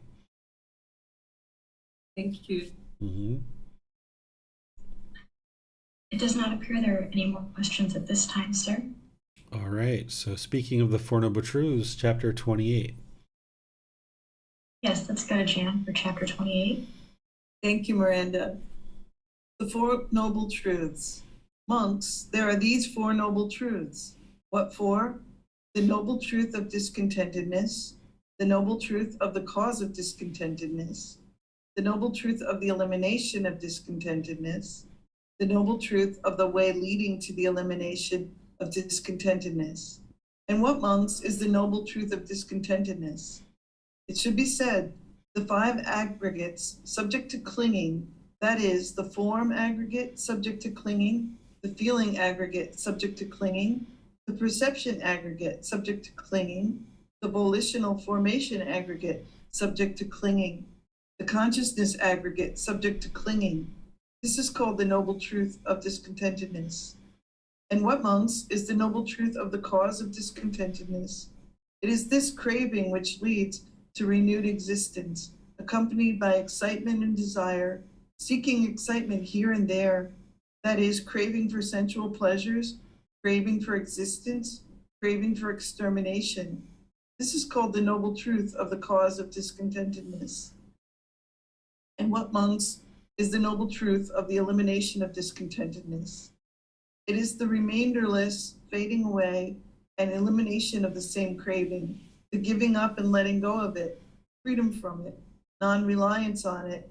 This is called the noble truth of the elimination of discontentedness. And what, monks, is the noble truth of the way leading to the elimination of discontentedness? It is this noble eightfold path, that is, right view, right intention, right speech, right action, right livelihood, right effort, right mindfulness, right concentration. This is called the noble truth of the way leading to the elimination of discontentedness. These, monks, are the four noble truths. Therefore, monks, an effort should be made to understand this is discontentedness. An effort should be made to understand this is the cause of discontentedness. An effort should be made to understand this is the elimination of discontentedness. An effort should be made to understand this is the way leading to the elimination of discontentedness. All right, thank you, Jan. So here we've got the Four Noble Truths in the words of the Buddha. In the group learning program and in volume 1, I summarized this in a way that's easily able to help you establish right view and start moving forward with your practice and developing right view as that first step on the Eightfold Path. But I also include in that first volume and then in these other volumes the words of the Buddha in terms of the Four Noble Truths, because while the teachings that I share on the Four Noble Truths help you get started in moving in the right direction to establish right view, it's really the words of the Buddha of the Four Noble Truths that gives you a deeper understanding of what the Four Noble Truths are. And you're going to need to know both of those. The way that I describe the Four Noble Truths gets you started moving in the right direction. But then here he kind of elaborates on the Four Noble Truths and he explains it in his words, which tends to be a little bit more challenging for a beginning practitioner to understand, because there's something here in the first noble truth related to the five aggregates. So there needs to be this understanding of what the five aggregates are in order to understand that particular noble truth. And the others have a bit more words in them than the way that I've summarized them. So I've described these Four Noble Truths in the way that the Buddha uses them and describes them here, so that you can then understand, what are the five aggregates, and understanding the first noble truth, the second noble truth, and so on. So what I'll do is I'll just open up to any questions that you guys might have on the Four Noble Truths here, because it is important to understand these in the way that the Buddha described them. And typically what I do as I'm working with a student in personal discussions, that where I see that introducing and helping them understand the Four Noble Truths in the way that the Buddha explains them, I will, if you're encountering a certain situation where you really need to know them, I will ensure that you're looking at the Four Noble Truths in the way that the Buddha explains them, because he provides a deeper level of understanding than what I share in terms of the summation of these. So what questions do you guys have on the Four Noble Truths? Jan has her hand raised. Let's go to her, sir. Thank you, Miranda. Teacher David, would you just clarify craving for extermination? Sure. What that is somebody who's interested in dying, committing suicide. So he's basically saying this is one of the causes of discontentedness, is that if somebody's craving to exist in the world, then that's going to cause discontentedness. But also if someone's craving to die, someone who's suicidal, that's going to cause discontentedness as well, because of that craving to not live. And that means their existence is going to be, they're going to be experiencing discontentedness. Thank you. Mm-hmm. It does not appear there are any other questions at this time, sir. Mm-hmm. All right, so let's move to the next one. Be sure to read that thoroughly. I put a lot of detail in there about how the Buddha teaches the Four Noble Truths. Chapter 29. The Four Noble Truths and Dependent Origination. And what, monks, is the noble truth of discontentedness? Birth is discontentedness, aging, sickness, death, sorrow, grief, pain, displeasure, and despair are discontentedness. Not to get what one desires is discontentedness. In short, the five aggregates based on clinging are discontentedness. And what, monks, is the noble truth of the arising of discontentedness? Conditioned by ignorance, unknowing of true reality, the volitional formations, choices, and decisions come to be. Conditioned by the volitional activities, consciousness. Conditioned by consciousness, name and form. Conditioned by name and form, the six sense bases. Conditioned by the six sense bases, contact. Conditioned by contact, feeling. Conditioned by feeling, craving. Conditioned by craving, clinging. Conditioned by clinging, existence. Conditioned by existence, birth. Conditioned by birth, aging and death, sorrow, grief, pain, displeasure, and despair come to pass. This is the arising of the whole mass of discontentedness. This, monks, is called the noble truth of the arising of discontentedness. And what, monks, is the noble truth of the elimination of discontentedness? From the complete fading out and ending of ignorance comes the ending of the volitional formations. From the ending of the volitional formations, the ending of consciousness. From the ending of consciousness, the ending of name and form. From the ending of name and form, the ending of the six sense bases. From the ending of the six sense bases, the ending of contact. From the ending of contact, the ending of feeling. From the ending of feeling, the ending of craving. From the ending of craving, the ending of clinging. From the ending of clinging, the ending of existence. From the ending of existence, the ending of birth. From the ending of birth, aging and death, sorrow, grief, pain, displeasure, and despair comes the ending of this whole mass of discontentedness. This, monks, is called the elimination of discontentedness. And what, monks, is the noble truth of the practice that leads to the elimination of discontentedness? It is just this noble eightfold path: right view, right intention, right speech, right action, right livelihood, right effort, right mindfulness, right concentration. This is called the noble truth of the practice that leads to the elimination of discontentedness. All right. Thank you, Miranda.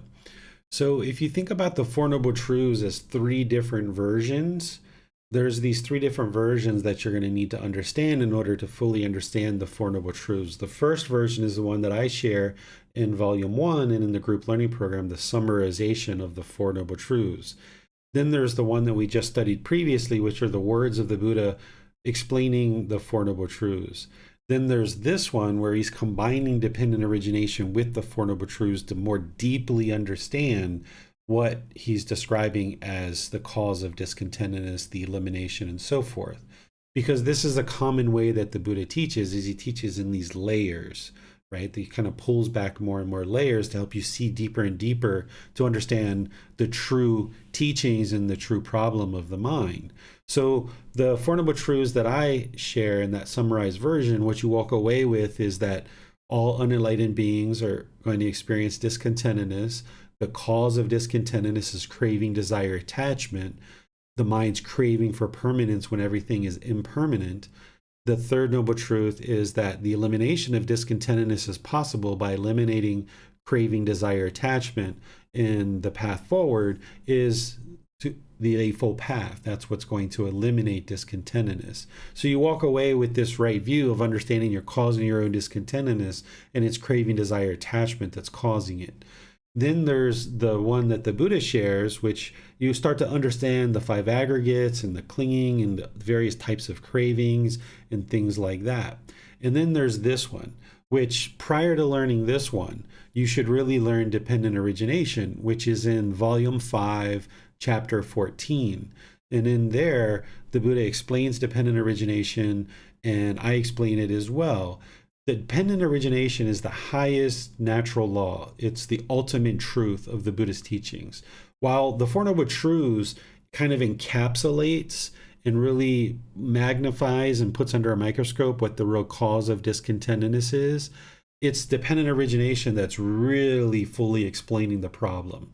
It's not only explaining the problem of the discontent mind, it's also explaining the cycle of rebirth and why beings are stuck in this cycle of rebirth. So here he's combining these things together that help you see more clearly. Because what you typically understand as part of the second noble truth is that it's craving, desire, attachment that's causing discontentedness. That's the cause. That's the second noble truth. But here, what he's showing you at a deeper level by combining dependent origination with the Four Noble Truths is what the real problem that unenlightened beings are experiencing is this ignorance or this unknowing of true reality. That's what is causing the mind to stay stuck in the unenlightened state. What's causing the craving, desire, craving, desire, attachment is causing discontentedness. But why is craving, desire, attachment still exist in the mind? Well, because of ignorance and the unknowing of true reality. Because unenlightened beings, they don't understand what they don't understand. They haven't practiced in such a way that they have the wisdom to eliminate craving, desire, attachment, because they don't even know that it's craving, desire, attachment that's causing anger and sadness and all these other discontent feelings. So while we hone in on it in that summarized version of the Four Noble Truths so that a student can very quickly understand that it's craving, desire, attachment, this mental longing, strong eagerness that is causing the discontentedness. Well, the reason why craving, desire, attachment persists is because of the ignorance, the unknowing of true reality. And it's only wisdom that can antidote that. And the only way to get to wisdom is to not believe the teachings, is to learn, to reflect, independently verifying them in the practice to see the truth for yourself. So that's what the real problem that all unenlightened beings are experiencing is this unknowing of true reality. And that's why investigating the teachings of the Buddha, not believing them, but independently verifying them and practicing them, that you see the truth and you gain this wisdom and you unravel this whole problem that the mind is experiencing. Because when you solve the discontentedness in the mind by eliminating the conditions that are causing it, when you get to enlightenment, not only have you eliminated discontentedness, but you've eliminated the conditions that are causing this cycle of rebirth. And that's what he's helping you to see here, is this deeper understanding of what's really truly causing discontentedness. Yes, it's craving, desire, attachment, which is the real cause. But at a much higher level, in a much deeper understanding, it's the ignorance. Because without the wisdom to antidote the ignorance, you would never know that craving, desire, attachment is the cause, so you wouldn't actually be able to address it. So that's the top line problem, is the ignorance. That's why it's the ultimate truth, the highest natural law, because he goes through in 12 statements and he shows you from ignorance exactly why you're not only experiencing discontentedness, but why you're experiencing rebirth. So then what you walk away with is you walk away with understanding that you need wisdom. That's the ultimate goal, is to get to wisdom. And if you can get to wisdom, that's what's going to unravel all of this and get to the mind to the point where it's enlightened, experiencing peaceful, calm, serene, content with joy, and no longer experiencing any rebirth. So that's why he's combining it here. So understanding those three different types of the Four Noble Truths will help you progress in your understanding and deepen your wisdom of what the true problem is. And when you understand what the true problem is, then you'll take action to actually fix it. If you didn't know what the problem is, you wouldn't be able to fix it. So that's what the Buddha's helping you to see here, what the true problems are, so that then you can take action to fix them. What questions do you guys have on this chapter? It does not appear there are any questions at this time, sir. All right. So we go to the last chapter for today. Yes, let's go to Jan to read chapter 30, sir. Thank you, Miranda. Just switching screens. I'm sorry, I had the text up on the other screen. A stream enterer is worth more than being a wheel-turning monarch. Monks, although a wheel-turning monarch, having exercised supreme sovereign rulership over the 4 continents, with the breakup of the body after death, is reborn in a good destination, in a heavenly world, in the company of the heavenly beings of the heavenly realm. And there, in the Nandana Grove, accompanied by an entourage of heavenly nymphs, he enjoys himself, supplied and endowed with the 5 chords of heavenly sensual pleasure. Still, as he does not possess 4 things, he is not freed from hell, the animal realm, and the realm of afflicted spirits, not freed from the plane of misery, the bad destinations, the netherworld. Although monks, a noble disciple maintains himself by lumps of alms food and wears rag robes, still, as he possesses 4 things, he is freed from hell, the animal realm, and the realm of afflicted spirits, freed from the plane of misery, the bad destinations, the netherworld. What are the 4? Dear monks, the noble disciple possesses confirmed confidence in the Buddha thus: the Tathagata is an arahant, perfectly enlightened, accomplished in true wisdom and conduct, fortunate, knower of the worlds, unsurpassed leader of persons to be tamed, teacher of heavenly beings and humans, the enlightened one, the fortunate one. He possesses confirmed confidence in the teachings thus: the teachings are well expounded by the perfectly enlightened one, directly visible, immediate, inviting one to come and see, applicable to be personally experienced by the wise. He possesses confirmed confidence in the community thus: the community of the perfectly enlightened one's disciples is practicing the wholesome way, practicing the straight way, practicing the true way, practicing the proper way. That is, the 4 pairs of persons, the 8 types of individuals. This community of the perfectly enlightened one's disciples is worthy of gifts, worthy of hospitality, worthy of offerings, worthy of respectful salutation, the unsurpassed field of merit for the world. He possesses the virtues, moral conduct, dear to the noble ones: unbroken, untorn, unblemished, unblotched, liberating, praised by the wise, not misunderstood, and leading to concentration. He possesses these 4 things. And monks, between the obtaining of sovereignty over the 4 continents and the obtaining of the 4 things, the obtaining of sovereignty over the 4 continents is not worth a 16th part of the obtaining of the 4 things. All right. Thank you, Jan. So here, let's talk about what a wheel-turning monarch is. This is a person who is a leader, during the lifetime of the Buddha. It would have been a king or somebody in a position of power like that, that is actually ruling over their kingdom based on the teachings of the Buddha, and kind of, managing the population of people based on what they understand of these natural laws of existence and the natural law of Gama. This would be very beneficial for a population of people to have a leader in a leadership position that understands the Buddha's teachings to a certain degree and is leading the population of people based on the words of the Buddha and his teachings. That would be very beneficial for that community. But, and let me just share this, is that in that situation, that person would be able to influence and help many people, perhaps 10,000, 50,000, 500,000, however many people are in the kingdom. And the Buddha is saying, okay, of course, this wheel-turning monarch, they're beneficial for the world. But he's sharing that this stream enterer, someone who's in the first stage of enlightenment, is actually more beneficial for the world than this person. So just one stream enterer who's attained this stage of enlightenment is actually more beneficial than this person who can kind of rule over several thousands of people, in doing so with the teachings of the Buddha as part of the way that they lead the population. And the reason why is that by having beings in your population of people who are in the first, second, third, or fourth stage of enlightenment, this is going to be beneficial for everybody.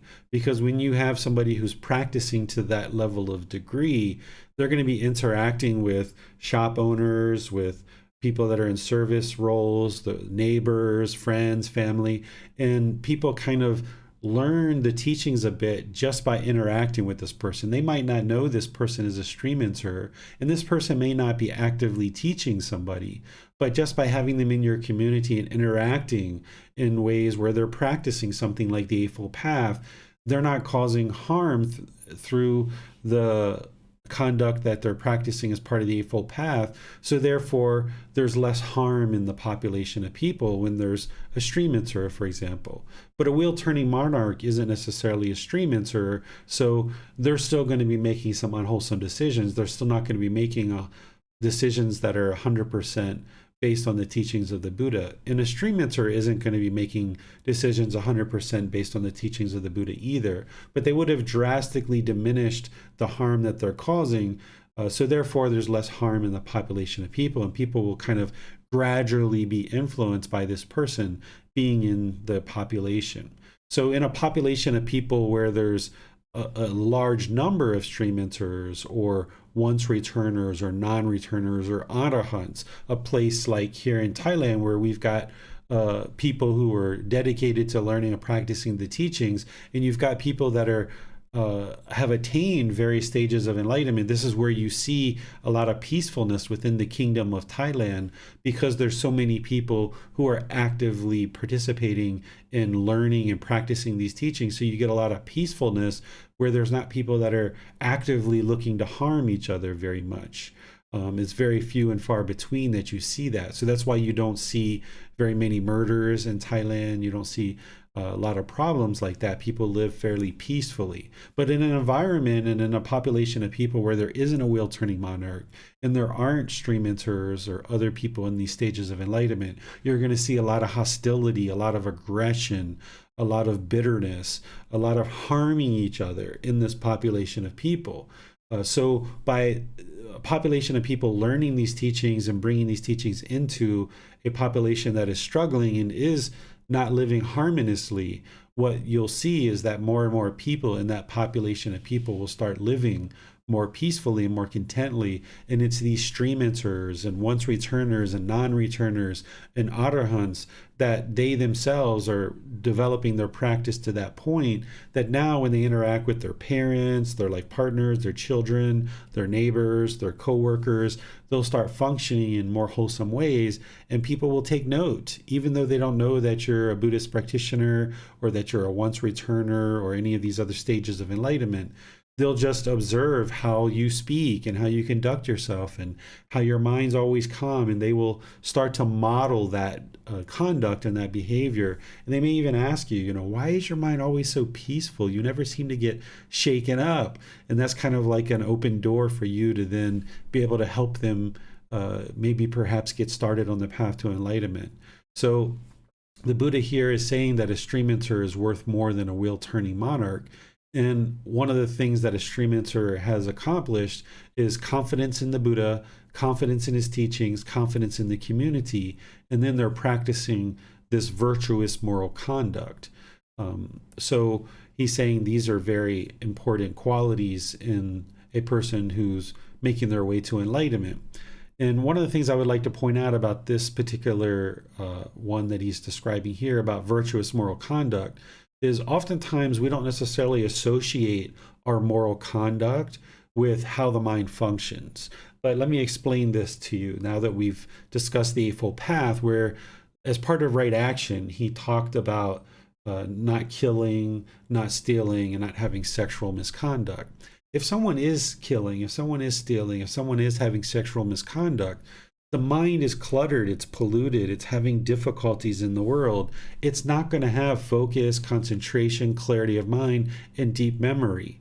So by cleaning up your moral conduct, that's one of the things that's actually going to lead to this improved concentration. And you can see it here that the Buddha is connecting those for you. And you can see it in your own practice that as you improve your moral conduct and you're cleaning up the harms that you're causing through your intention, speech, and actions, for example, in your livelihood, that it leads to concentration. That's what he's explaining to you. That yes, it's meditation, it's the 4 foundations of mindfulness, it's all these other things that you need to be learning and practicing in terms of the mental discipline in order to get to concentration. But you should always understand that cleaning up your moral conduct, that's going to lead to improved concentration as well. Because for someone who does killing, for stealing or sexual misconduct, the mind knows that it's doing these things, and it's going to lack concentration. It's going to lack focus when we're causing harm in the world through our conduct, for example. So this is one of the ways you get to concentration, is not just through all the other teachings that we explain. And that's why you see moral conduct as part of the Eightfold Path. Because as long as we're causing harm through our moral conduct, it's going to be very difficult for you to get to peaceful, calm, serene, content with joy, this enlightened mental state, because you're continuing to put out harm in the world. So harm's going to continue to come back to you. So sometimes people look at moral conduct and something like the 5 precepts and other things as rules or commandments or things like this. But you can start seeing how that's not what they are at all. Is in fact what they are is by you learning that wholesome moral conduct as guidance, and by you eliminating those decisions that are leading to harms that would be caused if you weren't practicing something like the 5 precepts. By you cleaning up your moral conduct, it also cleans up the mind, because you're now more interested in practicing wholesome moral conduct. And it's going to lead to beneficial results for you, where you'll see this more focus, this more concentration and clarity of mind that comes into the mind as you're cleaning up your moral conduct. So these things all go together. Sometimes people think about religions, even though I don't think of the Buddhist teachings as religion, they think about it as kind of imposing this doctrine or this dogma or this controlling way of trying to control a population. But that's not what the Buddha is actually sharing here. He's sharing that as you clean up your moral conduct and make wise decisions about how you interact with others in the world, it's going to lead to your own benefit and your own concentration. And then that's what's going to help you improve your life even more. Because in your career and in your personal life, if you have more focus, more concentration, more clarity of mind, and more memory, this is going to help you improve your life. In your personal and professional relationships will blossom when you improve your moral conduct and you improve your mental discipline, which requires you to have a certain amount of wisdom of how to do that. So that's what the Buddhist teachings are helping you to do. And by the time somebody becomes a stream enter, which is what he's talking about here, they would have done a lot of cleaning up of their moral conduct. And that's why he's saying, okay, this person is worth more than a wheel-turning monarch. This king who might be leading their kingdom and 50,000 people through these teachings. Okay, that's fine, that's great. But this person who's done this work to improve their practice, they're actually more valuable or more important in terms of more beneficial to the community. He's not creating a pecking order by saying, this person is better than this person. He's just saying that it's more beneficial to the community to have a stream enter in the community versus a wheel-turning monarch. But of course, all of these things are beneficial. All of these things are helpful. But he's just showing you how you getting to the first stage of enlightenment is, even better than if you were a member of a royal family and leading 50,000 people or 100,000 people or 200,000 people. So it's a very important accomplishment to get to the first stage of enlightenment, but don't stop there. The goal is to get to enlightenment and be an arahant. And you'll see that this improvement of the condition of mind is what you'll experience as you're getting closer and closer to that. Questions on this chapter? Yes, Jan has her hand raised. Let's go to her, sir. Thank you, Miranda. Thank you, Teacher David. I'm sure the chapter relates to my question, but it's not specific to this chapter, but more my experience that I was describing of being at this 2-week session of training people. There were many interactions each day, large group of people. I found that when I was meditating, I'm not sure how to describe it. I was able to meditate not quite as frequently as I'm used to. Meditation was deep and I was able to feel very still, but the mind had a lot of, it's like this clutter, but it was way out here, kind of fuzziness because there were so many interactions, I think, happening. So it wasn't upsetting at all to the mind, but it was took longer to come to stillness and meditation. I feel that this somehow relates to this chapter, being in the world, practicing, helping people did have an effect on the mind because of all of the things that are going on. It was a little challenging from time to time to come back and focus on one's individual practice, if that makes sense. Mm-hmm. And so I guess I do have sort of a question about that. Just like to check in and know that this is normal and see if there's any guidance in the future for dealing with situations like this, where there's all of this, unusual contact with many people and how to manage that when it's not upsetting the mind, but it's just kind of noticeable that in meditation or in quiet moments, there's this feeling of lots of things Mm-hmm. kind of outside one's self.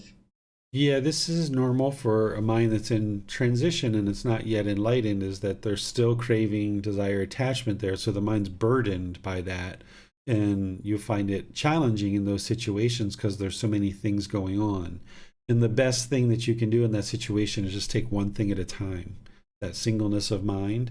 So if a student comes to you and has a question, you just handle that. Even though there's 2 or 3 students waiting, you're not looking at them. You're not necessarily thinking about what they're going to say. You're not thinking about your next lecture that you're going to have. You just focus on that one conversation and addressing that particular student and what their question is.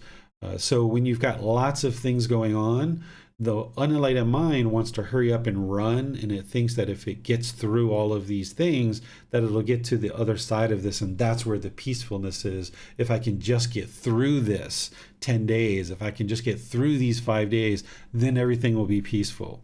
But what an enlightened mind is going to do is be peaceful all the way through. So because of the craving, desire, attachment to get through and get to the end, the unenlightened mind is going to sometimes rush through things.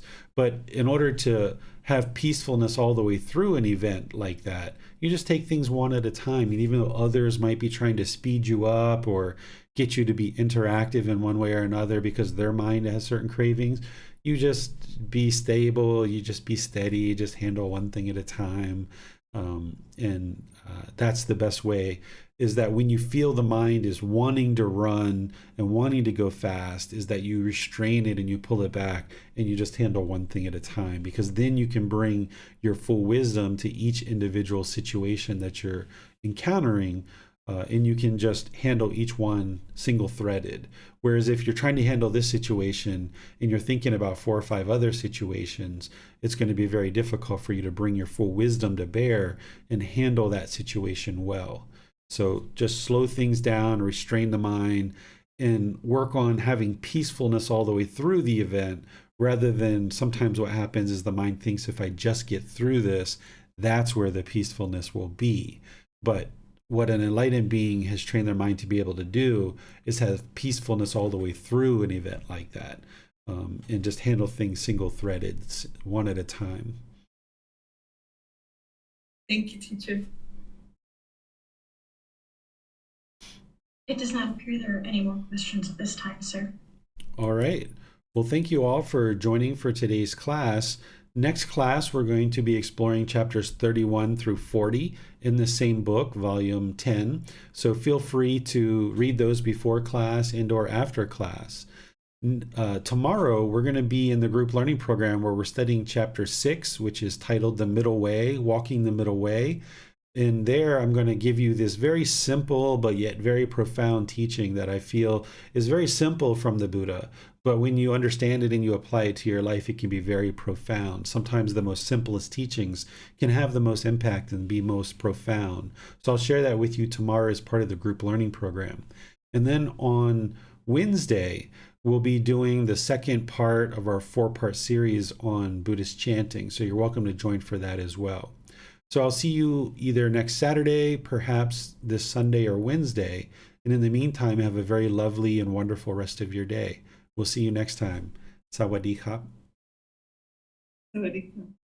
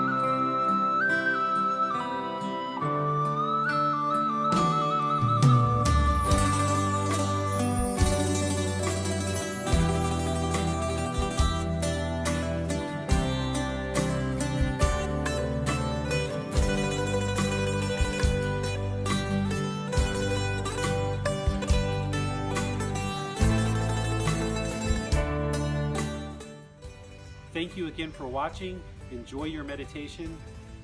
Look forward to seeing you online and answering any questions that you might have. Thank you so much.